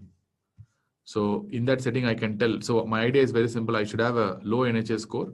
At the same time, I should have a smaller infarct. So if my core volume is less than 31 ml, so in that setting, I can tell there is a core clinical mismatch. Or if my NHS score is more than 20, but my core infarct volume is very less than 51 ml. So once again, it's a very important criteria because based on this only, you can tell whether you can do mechanical thrombectomy still or still is there any salvageable areas there or not. What I'm trying to tell is my FND is big, but my infarct size is very small. FND is big, my infarct size is very small. So which means I'm proving there is something called a core clinical mismatch. So this clearly tells my dead area is very less, but clinically why I'm having a huge FND because ischemic penumbra. That is also showing up like a focal neurological deficit only. So which means there is a huge ischemic penumbra and still that can be salvageable. That is the idea where I can do mechanical thrombectomy even up to 24 hours. So best if it's done within 6 hours, but you can do up to 24 hours if you have certain eligibility criteria. Like there are many eligibility criteria that are coming up, but DAWN is the gold standard because it's the first criteria which showed that mechanical thrombectomy can be done up to 24 hours, not only up to 6 hours. Previously, before 2015, it's thought like it should be done within 6 hours, otherwise it's gone. But currently things are changing. Now they're telling thrombolysis can be done up to 6 hours in selected patients, not in all patients. I mean, you should not write all these things in exam. Now there is a new guideline that came. You can do thrombolysis up to 6 hours. And you can do mechanical thrombectomy up to 36 hours. That's a new guideline. But anyways, nevertheless, don't answer all these things. You tell window period for thrombolysis 4.5 hours and mechanical thrombectomy can be done up to 24 hours, provided if there is a proper selection criteria. So that's what we're going to see here. So what are the conservative management? Because conservative management is also very important in this setting because there are some few people who will not be going for all these interventions or thrombolysis. So we need to know the conservative management also. As far as the conservative management is concerned, first thing, you're going to start with some kind of antiplatelet agents. The most important here is aspirin. So all patients will receive aspirin. But is there any role for DAPT? You all know that there is DAPT means dual antiplatelet therapy. So you're going to ask a question that is there any role for dual antiplatelet therapy or double antiplatelet therapy in this setting? Answer is yes, there is a role of DAPT, but only for selected patients. For example, patients who are having a non-disabling stroke, which means it's a stroke, but there is no disability, residual disability, non-disabling stroke. Or second, if the patient is having a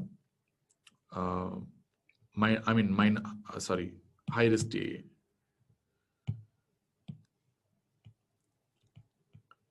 High risk transient ischemic attack. Clear? So this is where you are going to use a dual antiplatelet therapy. So how long you can give DAPT? DAPT is proven to be beneficial only if it is given up to 90 days, 3 months. Beyond that, beyond 90 days, no benefit again. Only bleeding risk will increase, but benefit is very poor. Beyond 90 days, you can, in these patients, you can use dual antiplatelet therapy up to 90 days. So which means after 90 days, what you will do? After 90 days, you are going to switch to aspirin monotherapy. But remember, in stroke, it's not like that. You can even use clopidogrel monotherapy also. Any one, if you prefer, it's enough. After 90 days, anyone is enough. Similarly, you can ask me one question, sir. Initially itself, can I start with clopidogrel? No, not like that. Initially, it's better to always start with aspirin because this is the only drug that has been proven to improve the mortality in ischemic stroke in the first 48 to 72 hours. So initially, you always start with aspirin. Later on, it's your decision. After 72 hours, it's your decision to give whether aspirin or clopidogrel. After that, no problem. Anyone you can try. Both are having equal efficacy according to a lot of modern trials. But initially, to start with, it's always recommended to start with aspirin alone. Don't start with clopidogrel. Or you start with the DAPT. If you encounter these kind of things, you can start with dual antiplatelet therapy, no problem. But most of the patients, to start with, if you are starting the monotherapy, start with aspirin only. Any specific dose of aspirin, that's quite controversial, but in stroke, we generally limit the dose to 181 to 165 milligrams per day. This is the dose that you should restrict. So you should not give a higher dose like 300 milligram or 325 milligram in stroke patients. 81 to 165 is the recommended dose, but generally we start with, in India, we start with 75 to 150 milligram because the dose of aspirin available in India is 75 or 150. So we start with 75 or 150 in stroke, depending on your personal expertise. And if you think bleeding risk is high, start at lower dose. If the bleeding risk is low, then start at a higher dose also. Even 150 milligram is fine. And now many neurologists are actually routinely recommending DAPT if the bleeding risk is low, even if the patient is having any kind of stroke. Please show the NHS and infarct volume part. What is the difficulty in that? NHS and infarct volume. It's quite simple, isn't it? Anyone has difficulty in understanding this clinical core mismatch? No, right? You can understand.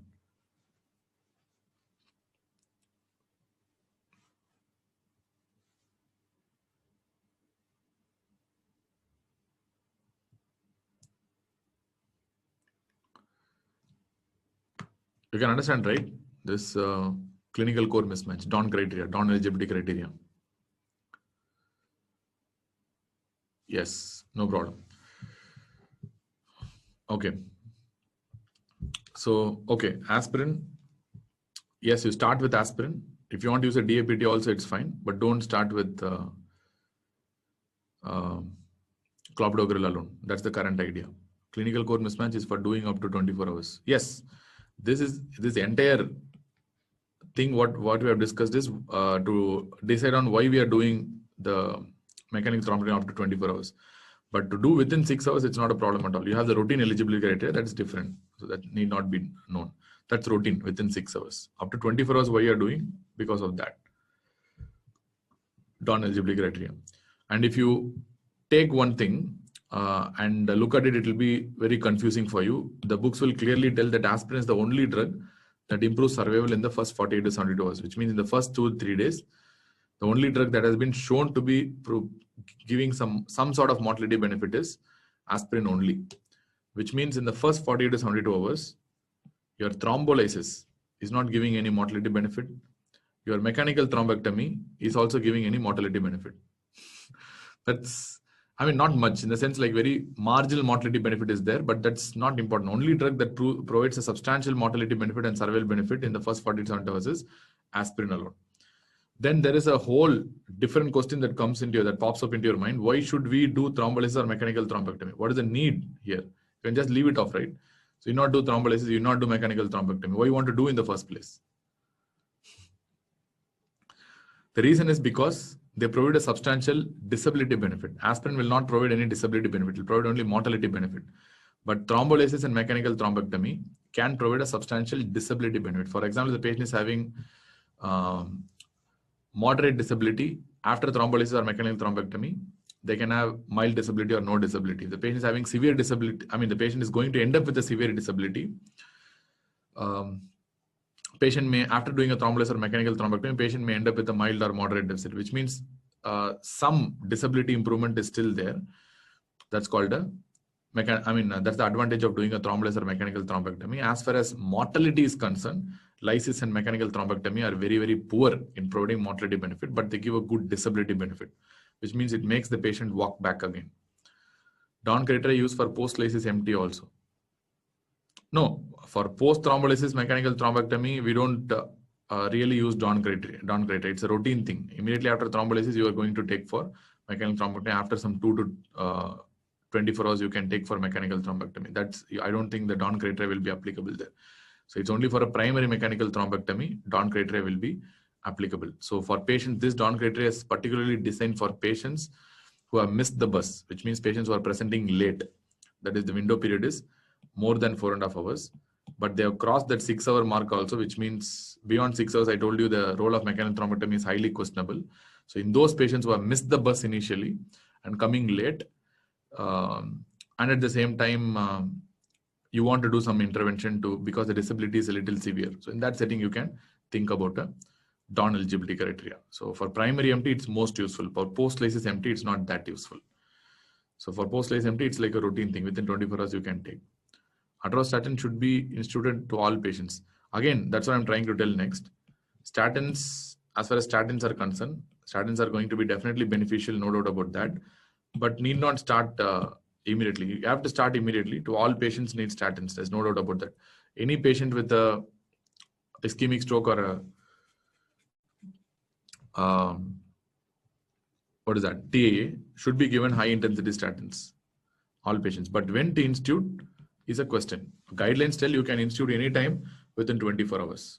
So it's not like you have to institute along with aspirin. Even though we give along with aspirin, it's not a must that you need to start statins along with aspirin. You can institute anytime in the first 24 hours. Even later also, not a big issue. Mechanical thrombectomy and aspirin can be combined. No, basically. So that's a good question. Usually, if you have done a thrombolysis or a mechanical thrombectomy, it is better to start aspirin after 24 hours. If you have done a thrombolysis or a mechanical thrombectomy, it's better to start aspirin after a period of 24 hours. You can wait for some time because of the risk of bleeding. If you have not started aspirin already, the patient is already taking aspirin and getting a stroke or a DA, then that doesn't matter. If you're freshly starting aspirin, if you did a thrombolysis or a mechanical thrombectomy, it's better to start after 24 hours. I think you'll be getting that. Okay. In hemorrhagic stroke, after how many days aspirin is started? That's a controversial thing again. I believe that till the hemorrhage is completely resolved, and if you take a next CT, until the hemorrhage is completely resolved, you should not start aspirin minimum. That's the least minimum. But in the setting, if aspirin you believe is the cause of hemorrhage, I mean, usually it will not be the case. If you think it's the cause of hemorrhage, then it's better to withhold aspirin. And that's quite controversial. That's based on personal clinical expertise only. There is no standard guideline to tell that particular point. It's all about your own decision. But I generally wait till the hemorrhage is completely resolved in CT. Till that, I won't restart. Any role of prophylactic antiepileptic? There is no role for prophylactic antiepileptic drugs unless and until the patient throws a seizure. So that's very important again. So there's no role of prophylactic antiepileptic drug. Even though many neurologists do start with prophylactic antiepileptic drugs, I don't think there is any role.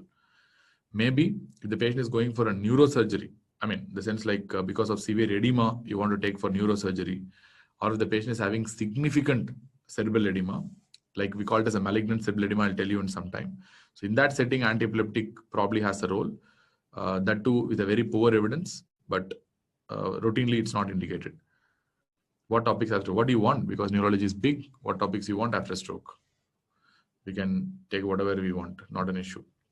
Okay, so we didn't come to that point where I told you lysis and mechanical thrombectomy are not going to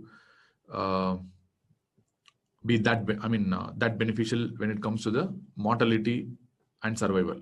So they're going to only improve the disability. So that is why one of the important points to understand is if there is any pre-existing disability. For example, patient is already having a pre-existing disability. Pre-existing disability. This will not be effective. For example, lysis will not be effective, as mechanical thrombectomy will not be effective. Clear? Nilash is asking, clinical core mismatch is not there, then MT not done after 6 hours. Yes, of course, yes. Yes, that's what we've been talking till now. Okay. So, which means if there is a pre-existing disability in the patient already, there is something, or probably pre-existing stroke is there in the patient, which has caused a substantial disability, then if they're getting a recurrent stroke, then there is no point in doing a thrombolysis or mechanical thrombectomy, which means these investigation, these management options will only increase the risk of hemorrhage, and there is not going to provide any improvement. So this is a very important point as far as the entire stroke management is concerned. So how can you assess whether the patient is having pre-existing disability or not? There is something called a pre-stroke MRS. Pre-stroke MRS. This is very, very important. That's called a pre-stroke modified Rankin scale. So MRS stands for modified Rankin scale. So I told you for acute stroke severity, you have NHSS. Similarly, for post-stroke disability, after the stroke, how much is the residual disability in the patient is assessed by this Rankin scale. That's called modified Rankin scale or modified Rankin score. So as far as the modified Rankin scale is concerned, if the score is 0, then the patient has no disability. Don't write this because it's not that important. Then score is 1, the patient is having symptoms of disability, but actually there is no disability. Symptoms is there, that they are having some kind of neurological symptoms will be there, but disability will not be there if you examine them. To score 2 is patient will be having disability for sure, but the disability will be mild, and there are a lot of definitions within that to tell mild disability. 3 means you have moderate disability. 4 means you have a moderately severe disability. And 5 means very severe disability, and 6 means it's a dead patient, moribund. Score 1 means patient will have symptoms, like some neurological symptoms will be there. They will tell mild weakness, but if you examine the day-to-day life, there will be no disability. Symptoms there, but disability is not there. That is 1. 0 means no symptoms, no disability. 1 means symptoms, but no disability. 2, 3, 4, 5 are all will be having disability, depending on the how much disability is there. Depending on that, you can grade according to 2, 3, 4, or 5. 2 means mild disability, 3 means moderate, 4 means moderately severe, 5 means very severe disability, 6 means a dead patient. I mean, you can imagine this like probably, I think you would have studied in anesthesiology, isn't it? Some ASA grading is there before anesthesia. I think people who are in the final year or probably who attended anesthesia class must be knowing. So it's something similar to that, but don't equate that. Just for understanding, I told you. But overall, this is a disability score. So how much is the disability status of the patient at that point? So that's what is going to be found out by the MRS, that is modified Rankin scale. Suppose if the pre-stroke MRS is more than or equal to 2, the patient is having disability or patient is not having disability. The pre-stroke MRS, which means even before the current stroke, MRS is more than or equal to 2. I'm not telling mild. Disability there or disability is not there. That's the question. Pre-stroke MRS is more than or equal to 2, then the patient is having disability for sure. And which means if there is a pre-existing disability, already if the patient is disabled, that becomes a contraindication for thrombolysis and mechanical thrombectomy. You cannot do mechanical thrombectomy. I mean, more than thrombolysis, mechanical thrombectomy cannot be surely done in the presence of a pre-existing disability. But thrombolysis, currently it is approved. You can still do thrombolysis even if there is a pre-existing disability. But mechanical thrombectomy, definitely it's a contraindication. Any MRS, I mean pre-stroke MRS, more than or equal to, which means if there is a pre-existing disability, 100% mechanical thrombectomy cannot be done, which means the patient will become ineligible for mechanical thrombectomy. Even if all the other situation makes the patient eligible, if there is a pre-existing disability defined as pre-stroke MRS more than or equal to 2, they will be completely ineligible for mechanical thrombectomy. That's very important again. Okay. So fine. So these are some of the points I need to emphasize. Okay. Shubham wants spinal cord, cerebellum, and neuropathy. So which means you don't want anything inside the brain. After the stroke, you want to jump straight away to the spinal cord and to the peripheral nerves. Okay. So statins. So statins can be started anytime, not a problem. Then one thing that you need to know is DVT prophylaxis. So I need to start about that also, because BP we have discussed already, how to manage a BP. Fine. So I told already. So what is the importance of BP management? We have discussed in hypertension itself. But we did not discuss BP in the hemorrhagic stroke. In ischemic stroke, we know how to manage. We discussed already, where I told you if lysis eligible, then target BP should be less than 185/110 millimeters of mercury. If it's lysis eligible. Suppose the patient is lysis ineligible, the patient is not eligible for lysis, then the BP target should be less than 220/120. I think this is what we have studied some time back. Lysis eligible means the BP target is 185/110. Lysis ineligible means BP target is less than 120/120, 220/120. But in a hemorrhagic stroke, the BP targets are different, where the systolic blood pressure target is somewhere between 150 to 220. So this is the target, which means you don't really treat them if the BP is, unless the BP is more than 220. That's the idea. If the BP is more, if BP is more than 220, then only you will be treating that BP with antihypertensive drugs to reduce the BP. Otherwise, we will not treat unless until the BP is more than 220. So BP, we know that. So I don't want to discuss again. And target blood sugar less than 200, but avoid hypoglycemia. Hypoglycemia has a worst consequence, especially in ischemic stroke. So target glucose should be less than 200. Is there any role for therapeutic hypothermia? There is something called therapeutic hypothermia, which I have discussed for cardiac arrest. And this is having a very controversial role right now. Right now it is controversial because initial studies that did therapeutic hypothermia in a stroke patient told it's producing high mortality. Initial studies. But there has been some bias in those studies, so that's why studies have been reconducted now. So there are some studies which are doing therapeutic hypothermia in stroke. It's ongoing, so the results are not yet available. So once the results come, the situation might change. That currently, it's not advocated because it showed higher incidence of aspiration pneumonia and higher mortality. That's why we don't do it. Is there any role for anticoagulation in stroke? Which means I'm using heparin, warfarin. Any role for anticoagulation? Remember, there are very few indications for anticoagulation. Number one, the first topmost indication is a dissecting stroke. Any carotid or vertebral artery dissection causing stroke, I can use anticoagulation, but not in aortic dissection. Please be careful. And second, probably a venous stroke. Cortical venous thrombosis causing a stroke, I can use anticoagulation. Number three, third one is if the patient is having atrial fibrillation with a stroke. So I can use a prophylactic anticoagulation there. If the patient is having an AF and a stroke together, but you have to be a little careful even if the patient is having AF and a stroke.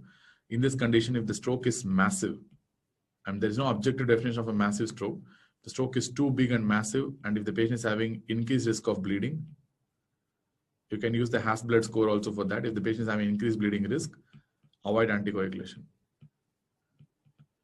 You can wait, even in the presence of atrial fibrillation. If the stroke is small and the bleeding risk is less according to Hasbled score, then you can continue. You can give anticoagulation. But this is quite controversial whether to start or not, and depends on the size of the infarct at the same time, depending on the bleeding risk of the patient also.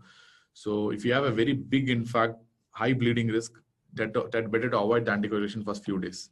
Then you can restart later on. And here, why you are giving anticoagulation? The anticoagulation here you are giving for the purpose of atrial fibrillation, not for the purpose of ischemic stroke. Here you are giving anticoagulation because it's a venous thrombus, not for the purpose of stroke. Here you are giving because it's a dissection. That's the reason why you are giving anticoagulation, not for the purpose of ischemic stroke. Which means what I'm trying to say is in ischemic stroke, for ischemia per se, there is no role for anticoagulation. Anticoagulation has a very poor role and it's not going to be helpful in the first place. So these are the areas where you're going to give anticoagulation in a patient with a suspected stroke. And next one is DVT prophylaxis, which is mandatory for all stroke patients because one of the important cause of DVT is stroke. And DVT usually happens in the hemiparetic limb. We know that. So to avoid that, there are two options. One is called IPC, that is called intermittent pneumatic compression devices, very commonly used in ICUs. If you want to use intermittent pneumatic compression devices, give within 72 hours. It should be started within 72 hours. Beyond 72 hours, there is a good information and evidence that clot would have already formed, and giving IPCs after 72 hours is going to only increase the risk of embolism from the small deep vein clots also. So if you want to give IPC, you give within 72 hours. In cardioembolic stroke, how long to give anticoagulants? That depends on the AF.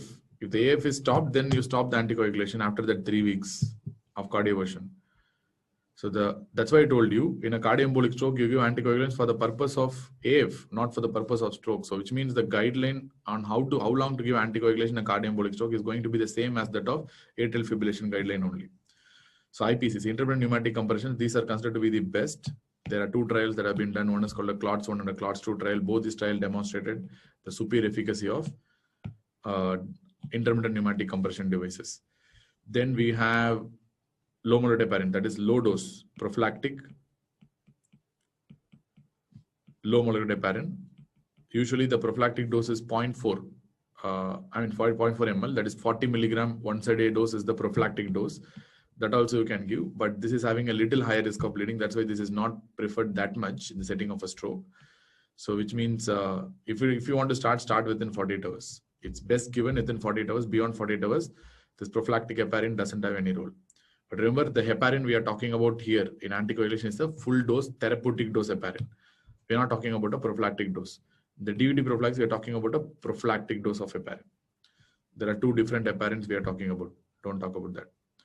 less than 48 hours from last seen well time or less than 48 hours from the time of stroke? No, less than 48 hours from the time of our admission. So that is what we take. Don't confuse there. It's the hospital admission we are talking about.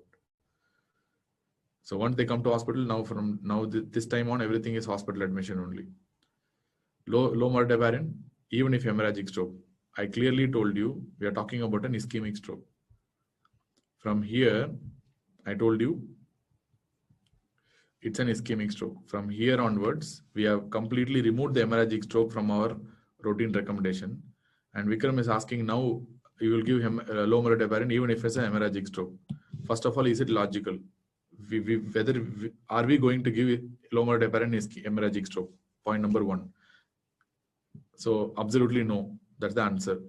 And we have left the hemorrhagic stroke long time back. And from this point onwards, we are only managing and dealing with an ischemic stroke. All the conservative management. So then why such a question in hemorrhagic stroke?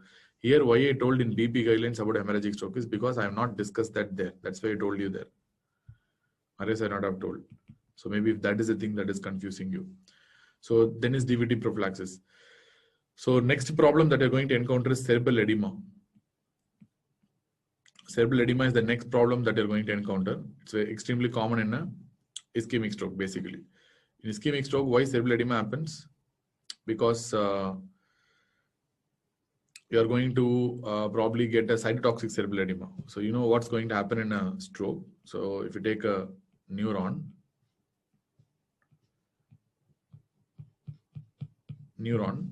so one thing that's going to happen is like the sodium potassium pump will get dysfunctional in the neuron. So of course, because of the low ATP and ischemia, you're going to result in low production of sodium, low working of the sodium potassium ATPase. Because of that, there's going to be too much sodium accumulation inside the cell. So this too much sodium accumulation is going to depolarize the cell, of course. This depolarization is dangerous because they're going to result in release of neurotransmitters. For example, exhibitory neurotransmitters like glutamate. This glutamate is going to have more problem because it's going to create more issue because glutamate is going to act on glutamate receptors. You have NMDA receptors. You have many other receptors that are going to respond to glutamate. Most of the glutamate receptors are ion channels, basically. Are ion channels.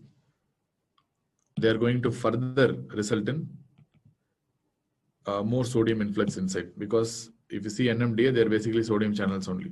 So they're going to produce more influx of sodium, and this more influx of sodium will cause more depolarization and more glutamate release. And more glutamate release will produce more sodium influx. Remember, this sodium can bring in calcium easily because once sodium is increased and depolarization wave is conducted, you're going to push in more calcium also. So this more calcium is the reason for more neurotransmitter release. And this more neurotransmitter release will result in more sodium and more calcium inside again. So this kind of vicious cycle will happen. And this form of like death of the neuron is what we refer to as glutamate excitotoxicity. But nevertheless, you can assume that sodium inside the cell is very high. If the sodium inside the cell is very high, they are going to result in more pulling of water as well. The water is pulled more into the cell, they'll go for an edema. So this form of edema due to excess water inside the cell, and that's because of excess sodium inside the cell, is what we refer to as a cytotoxic cerebral edema. Cytotoxic edema. And to remove this water, of course, and why the water is coming into the cell because of excess sodium, which means inside the cell you're having hyperosmolar state. That's why you're having excess water. To remove this water out of the cell, I need to use another agent that is producing hyperosmolarity in the blood. If I can create an hyperosmolarity in the extracellular fluid, then I can pull this water out of the cell so that I can reduce the edema. So these hyperosmolar substances are nothing but 3% NaCl. These hyperosmolar substances are nothing but 3% NaCl, and I can use something called a mannitol. There are two substances which I can use, which means I'm going to use another hyperosmolar agent that is going to pull this water out of the neuron.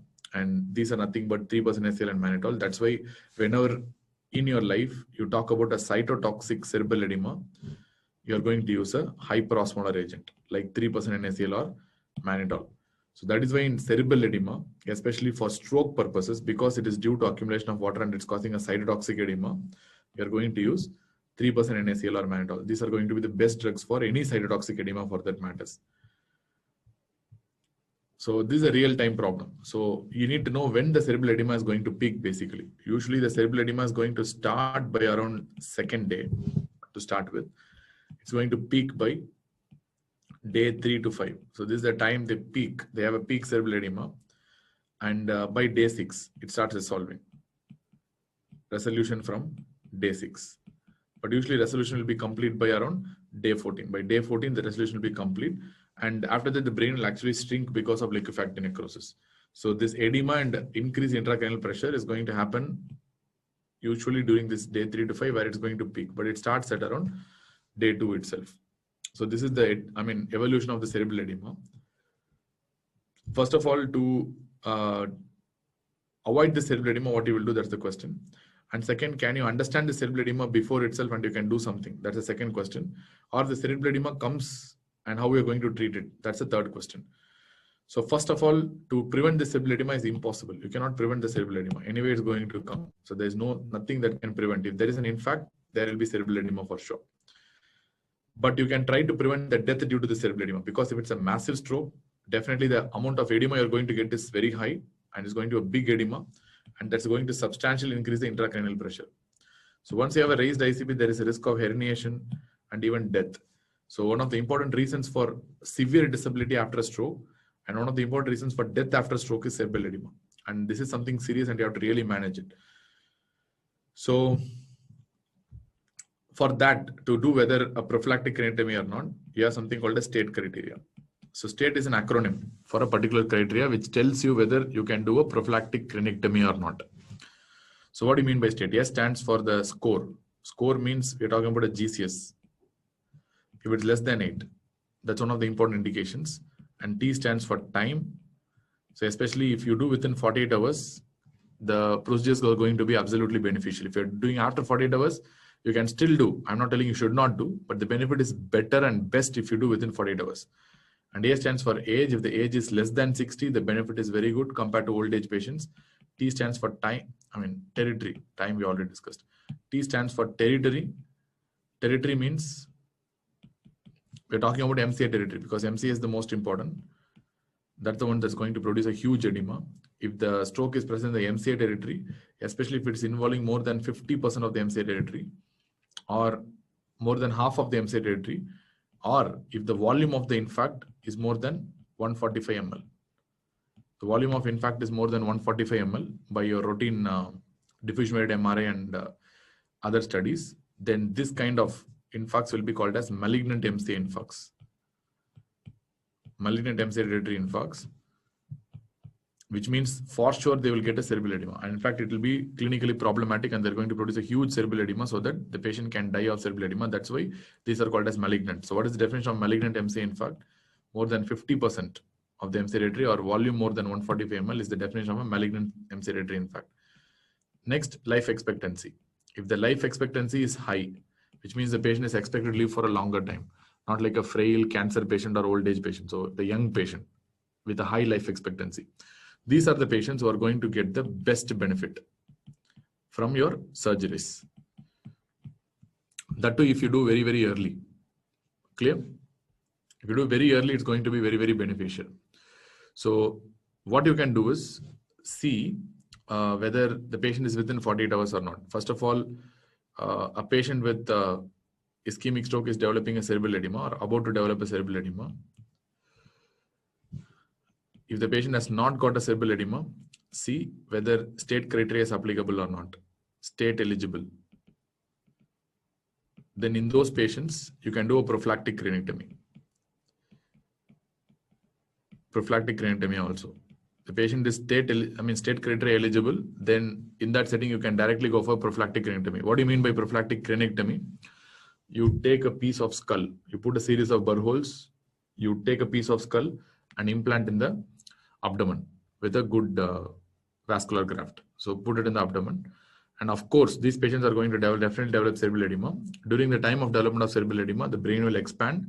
And now, because, if you have not done the craniotomy, the brain has to compress itself and they'll produce herniation and all. Now you have given a good space for the brain to expand, so the brain will come out It'll expand, release its pressure into the atmosphere. Later on, it's going to shrink. So the patient will not die. That's the idea. Or if the patient is state ineligible, the patient is not eligible for state criteria, which means that impact is small in such a case,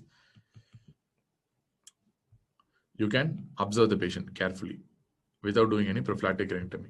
Or if the patient has already developed cerebral edema, already developed a substantial cerebral edema in this setting, you observe with mannitol or 3% NaCl. That's the next step.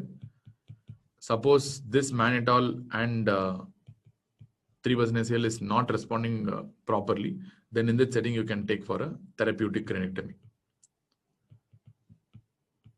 So here there is a high risk of herniation again, because patient is not responding to mannitol and 3% NaCl, then you can take for a therapeutic craniectomy in this setting.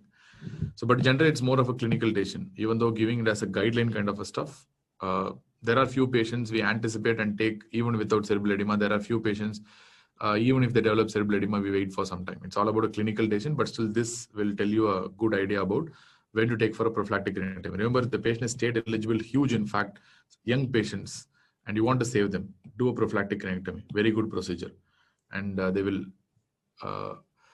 survive most of the time. How to check responsiveness of mannitol and cerebral edema? There are two areas where you can assess cerebral edema.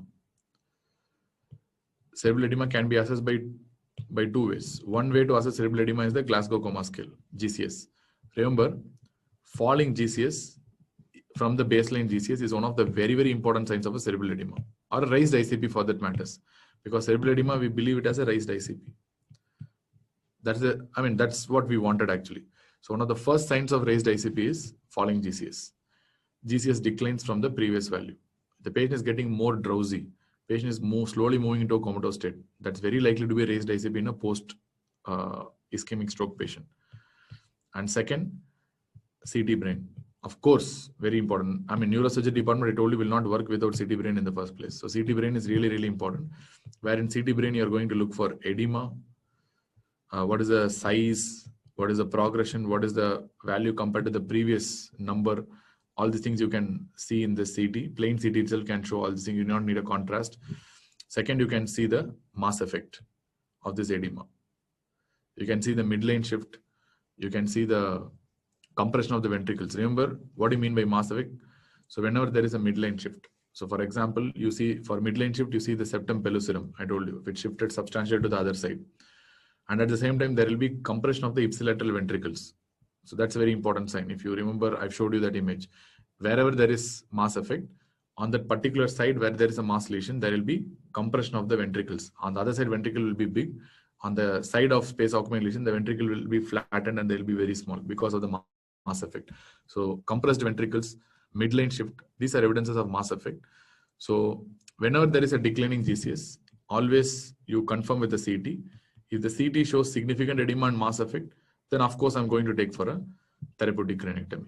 If the patient is not responding. If the patient is having a good GCS after giving mannitol and 3% NaCl, maintaining normally, then I will continue with the mannitol and 3% NaCl only. If the GCS is low, if the GCS is decreasing, then I'll do a CT. If the CT is showing substantial edema and mass effect, immediately I'll push the patient to theatre to do a therapeutic craniectomy. Or even if without the cerebral edema, if the patient is state eligible, which means they're likely to develop a significant cerebral edema in the form of malignant MCI territory infarct is there, it's better to do a prophylactic craniectomy in these fellows.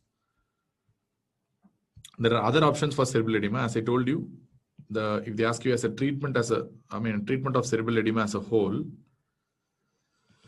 So number one, standard raised ICP management. So first is head end elevation by at least 30 degree. You keep it 30 degree. That is the standard head end elevation.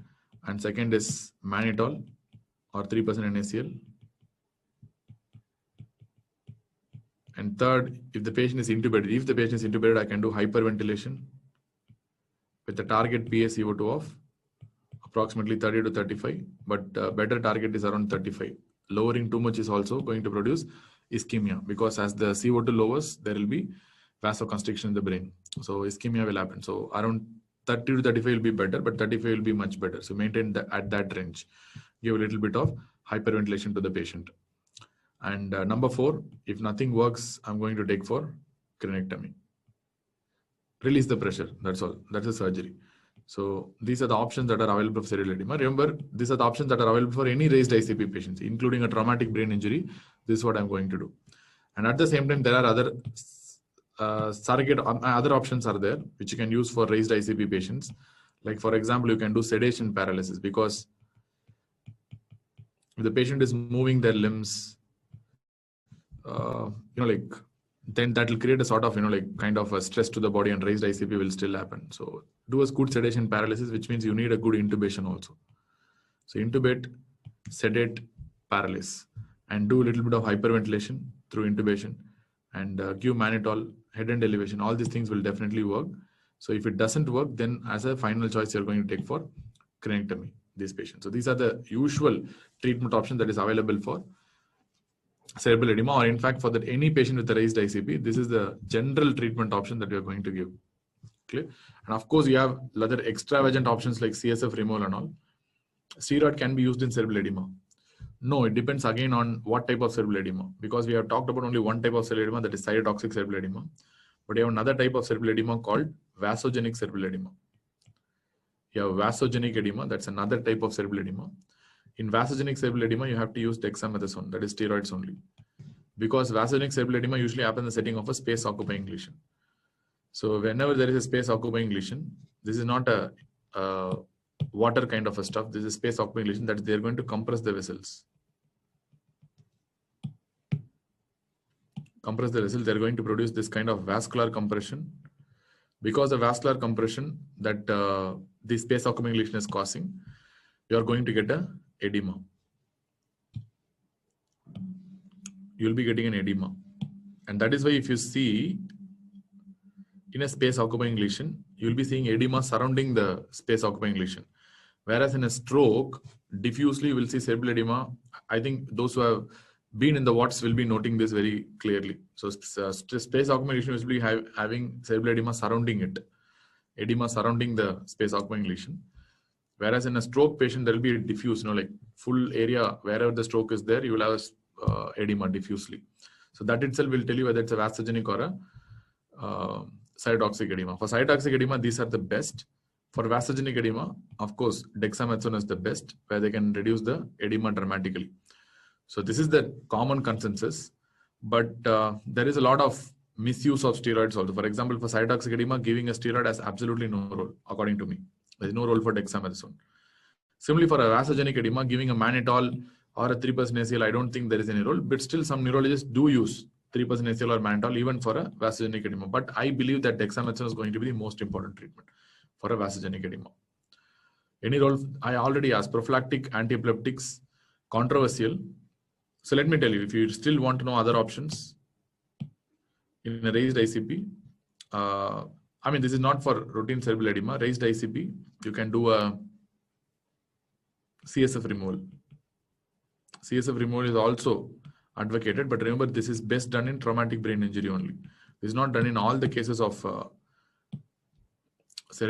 raised ICP. For traumatic brain injury, CSF removal is advocated, but suddenly, immediately, if I tell CSF removal, students will ask, sir, in raised ICP, if I put a lumbar puncture, the brain will herniate and the patient will go for herniation and they will die. We have studied that lumbar puncture is contraindicated in patients with raised ICP. Yes, absolutely true. In a raised ICP, definitely lumbar puncture is absolutely contraindicated. I'm not telling no. But the CSF removal, what I'm going to do here is through EVD. There is something called an external ventricular drain. You should not do lumbar puncture. Instead, we'll do something called an external ventricular drain. Through that only, I'm going to do CSF removal. I'm not going to do CSF removal through the lumbar puncture. Remember, it's a raised intracranial pressure. So usually, any object moves from a region of higher pressure to a region of lower pressure. So in a raised ICP, if you do a lumbar puncture, of course, you are creating a low pressure in the spinal cord by compressing to the outside. So suddenly the brain, which is having high pressure, tend to come down, herniate down into the spinal cord. So that is absolutely contraindicated. So what I'm trying to do is, I'm doing external ventricular drain. I'm using a needle and a catheter to break open the skull. I'll use a drill. So put a drill and break open the skull, and I enter the ventricles, and I'm using a EVD, external ventricular drain. Clear? I'm using a drain to directly like decompress the ventricles. So if I'm decompressing in the skull, then that won't be an issue because the skull pressure is the one I'm decompressing to the outside. So that's like a sort of a craniectomy only. So that's not a problem. But lumbar puncture is definitely contraindicated, so you should not do. So EVD is fine. Advantage of EVD in a traumatic brain injury, external ventricular drain has two advantages. One, you can do CSF removal and you can somehow reduce the pressure within the cranial cavity. And at the same time, you can see the intracranial pressure. What is the actual intracranial pressure? Exact ICP can be measured. So that's one option. So why you have EVD there, external ventricular drain. So it has double advantage for monitoring also at the same time for removal of CSF as well. So that's point number one. And anti-epileptics are very controversial, even though quality of evidence is very poor. If the patient is having a low GCS, and if you don't have continuous EEG monitoring in your setup, if the patient is having low GCS and expanding edema, you can give prophylactic antiepileptics, but low quality evidence. That has to be stated. The low quality evidence, but still you can give antiepileptics if the patient is having a declining GCS and you don't have a continuous EEG monitoring, and if the edema is also expanding and the ICP is increasing or in external ventricular drain catheter, so you can give antiepileptics, not a problem. But once the seizure comes, there is no doubt. So you're going to start with antiepileptics for sure. But prophylaxis, low quality evidence, but still you can start if you want prophylactic antiepileptics, but it's a low quality evidence. These are about the conservative management of stroke. And I'll send you for a lunch break after the contraindications for thrombolysis. So what are the contraindications for thrombolysis?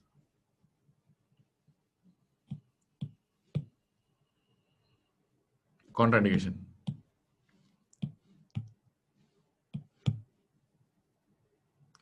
What are the contraindications? You are going to type, so which you have discussed already. What are the contraindications for stroke thrombolysis?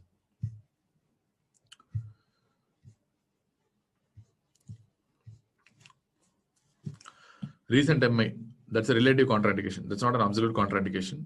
So we are going to finish off this complete topic with contraindication thrombolysis. You have absolute contraindication and you have relative contraindication. Number one is age less than 18. Consent is very important. Considered to be absolute contraindication. TPA use within 1 year. No, that is not a contraindication. Second, if the patient is having a massive stroke. I'm telling stroke specific. First of all, let us finish off the stroke specific. Massive stroke. Massive stroke in the sense like if the patient is having MC territory involvement, I mean more than 1/3 of the MC territory is involved. So if there is more than 1/3 of the MC territory is involved, so that's basically a massive stroke. I mean, yes, I mean, leave the contraindications I told already in the where your cardiology in the MI. So leave that. That's not a problem here. We are seeing the stroke specific contraindications. So massive stroke. Then if the patient is having rapidly resolving symptoms, that's a very important point, because if the patient is having rapidly resolving symptoms, then there are two ways you can think about. One is thrombolysis provides a disability benefit. If the symptoms are themselves rapidly resolving, then what additional benefit you will get with thrombolysis? Second, if the patient is having a rapidly resolving symptom, then it could be a TAA. So for whose purpose you are thrombolysing? So if it's a TAA, you are thrombolysing a patient who is not having an infarct in the first place. So again, rapidly resolving symptoms is going to be a contraindication. Then if the patient is having hypo or hyperglycemia. For stroke thrombolysis, this becomes important because hypoglycemia is supposed to be a great mimicker in neurology, which can mimic stroke, migraine, can mimic anything in neurology. So any hypo or severe hyperglycemia, like if the blood glucose values are less than 50 or more than 400, you should wait until the glucose becomes a little normal. So and prove that the symptoms that you're seeing is not basically due to hypo or hyperglycemia, then it's better to start with thrombolysis. So this is one thing. And there is another relative contraindication. These are absolute basically contraindications. There are some relative contraindications for stroke thrombolysis. Like for example, pre-existing disability. Remember, for mechanical thrombectomy, this is an ineligibility criteria. You cannot do. But for stroke thrombolysis, it is relative contraindication only. Pre-existing disability. It's a relative contraindication. Apart from that, one more absolute contraindication is there. One more absolute contraindication is there. Coagulopathy. Coagulopathy is an absolute contraindication. Actually, ACCHA defines this coagulopathy also. Like if prothrombin time more than 15 seconds, or APTT more than 40 seconds, or if INR is more than 1.7, or any bleeding risk, like platelet less than 1 lakh. So if this is there, then again it becomes an absolute contraindication. Then if the patient, other things we know already, if the patient is having aortic dissection, you don't thrombolyze. So everything is going to be the same. So relative is the pre-existing disability. So, and one more relative contradiction is a recent myocardial infarction. Recent myocardial infarction. So that's a relative contraindication. So apart from that, everything is going to be the same. So whatever is studied for myocardial infarction, it's going to be the same. There's no difference. Apart from this, that's all. So BP is a relative contraindication again. There you have studied no BP, but here there will be a little change in the BP. There we studied 180, 110. Here we'll study 185, 110. That's all. Why massive stroke? Because significant risk of bleeding is there. Stroke thrombolysis is not like the same as that of what you think for MI thrombolysis. If it's a massive stroke, very big stroke, then two reasons. One, the probability of getting a disability with that kind of a massive stroke is definitely already there, and thrombolysis is going to only show you more risk than benefit. At the same time, massive strokes always have a risk of bleeding, even if you start with aspirin. And there is a risk of something called hemorrhagic transformation of an ischemic stroke. Usually that happens in a massive stroke. The more bigger the stroke is, higher is the risk of bleeding. The smaller the stroke is, lesser is the risk of bleeding. Aneurysm, of course, it's going to be an absolute contraindication, especially if it's more than 1 centimeter. Any untreated aneurysm. I think the contraindication for that I've given in the MI itself. In MI, I think in absolute contraindication, I told any aneurysm, untreated space occupying lesion, or untreated AV malformation in the brain, especially aneurysm more than 1 centimeter, is an absolute contraindication. If you go back and see the MI contraindications, the lysis contraindication in MI, I would have given everything there itself. So you can apply the same, plus you can use these contraindications also. So only the additional points I've told you here, because it's not good to write again everything. Why recent MI? Recent MI, the most important reason is patient would have already been taking anticoagulants, because definitely the patient would have been in DAPT, that is dual antiplatelet therapy. As far the rationale is concerned, they would have been taking clopidogrel and aspirin together. So once again, there is going to be a higher risk of bleeding if you give a thrombolysis in this scenario. So that is probably one reason. Do you understand?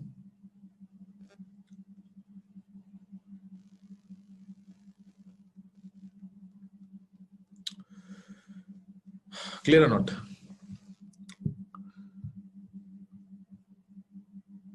Yes.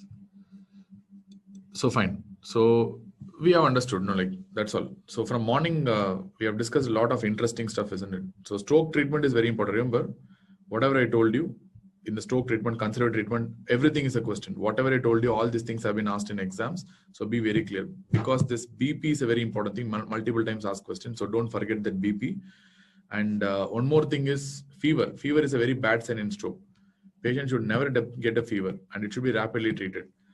See, remember, fever has a very, very poor prognostic value in the setting of, for example, post-cardiac arrest. In post-ROC state, fever is extremely bad.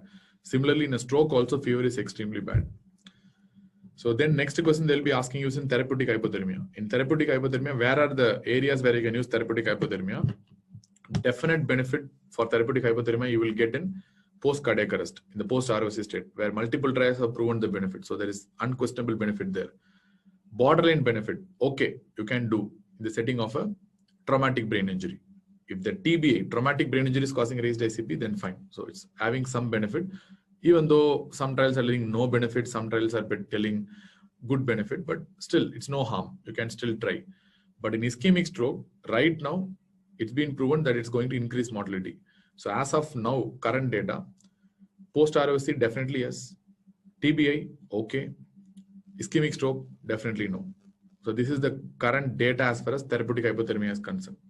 Fever, dangerous in any entity. So even in stroke or even cardiac arrest, doesn't matter. Fever is something that is very ominous and it has to be treated very rapidly. So that's asking, after correcting hyperglycemia, can we consider thrombolysis? Yes, of course, you can consider thrombolysis. If the patient is in within window period, then that's fine. More than hypo is very important.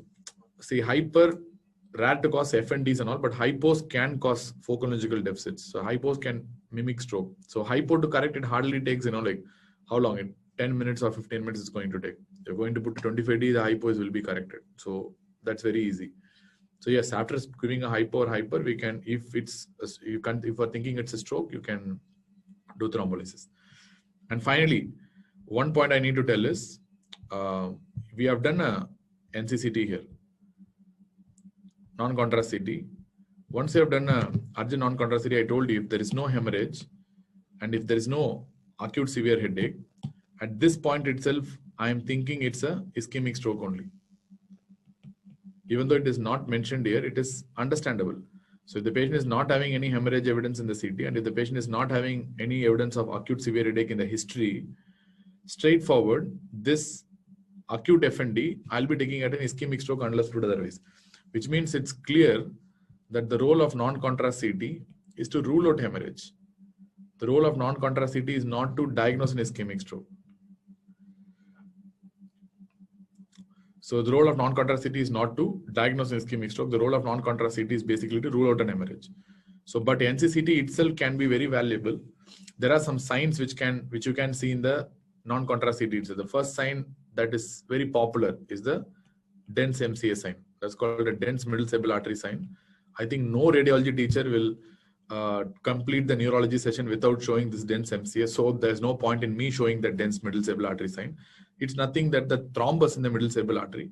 If you take the yesterday's image, because we're using the same page basically, so I can go for the yesterday's image.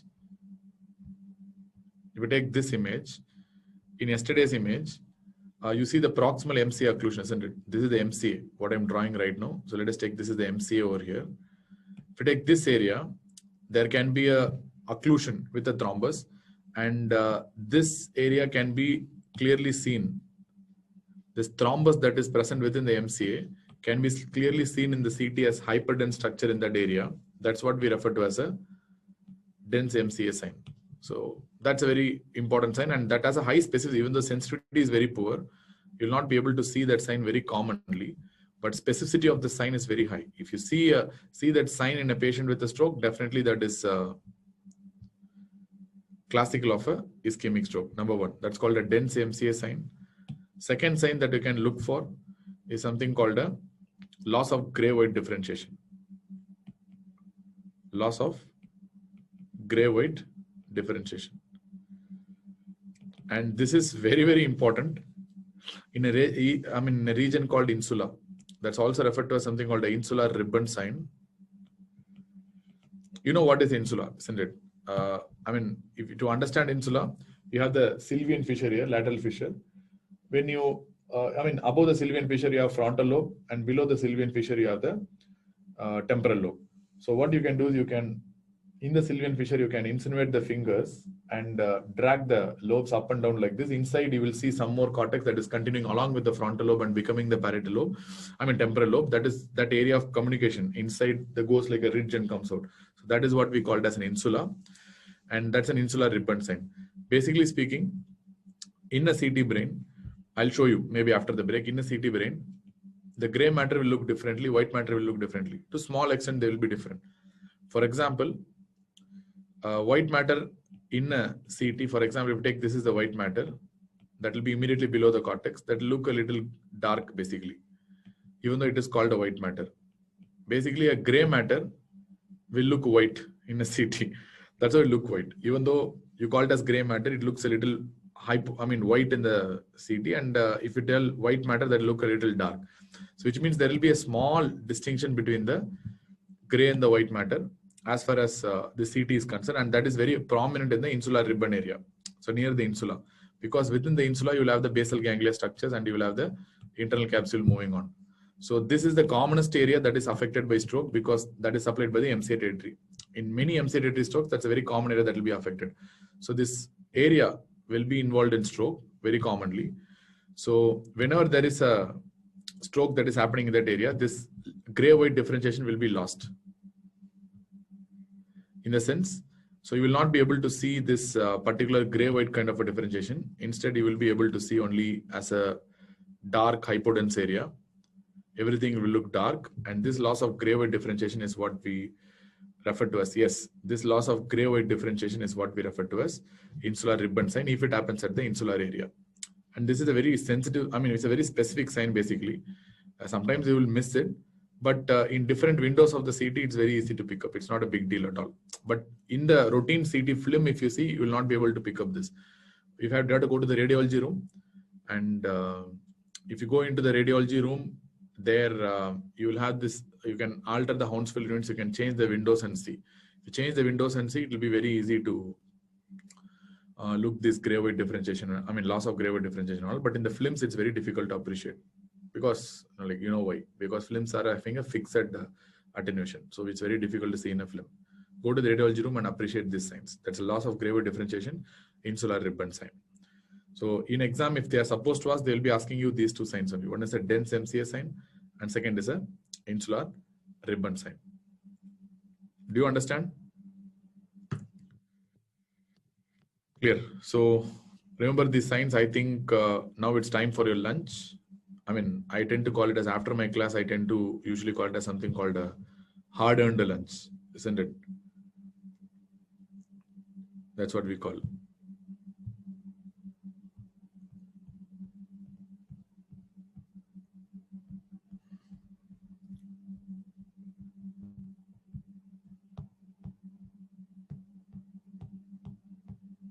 Okay, fine.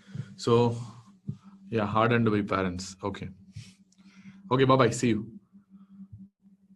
See you in the next session. Bye. I think time you'll ask then. So time will be like, yeah, next question that. So 3:45 to 4, somewhere around that time. So have a good lunch and come back.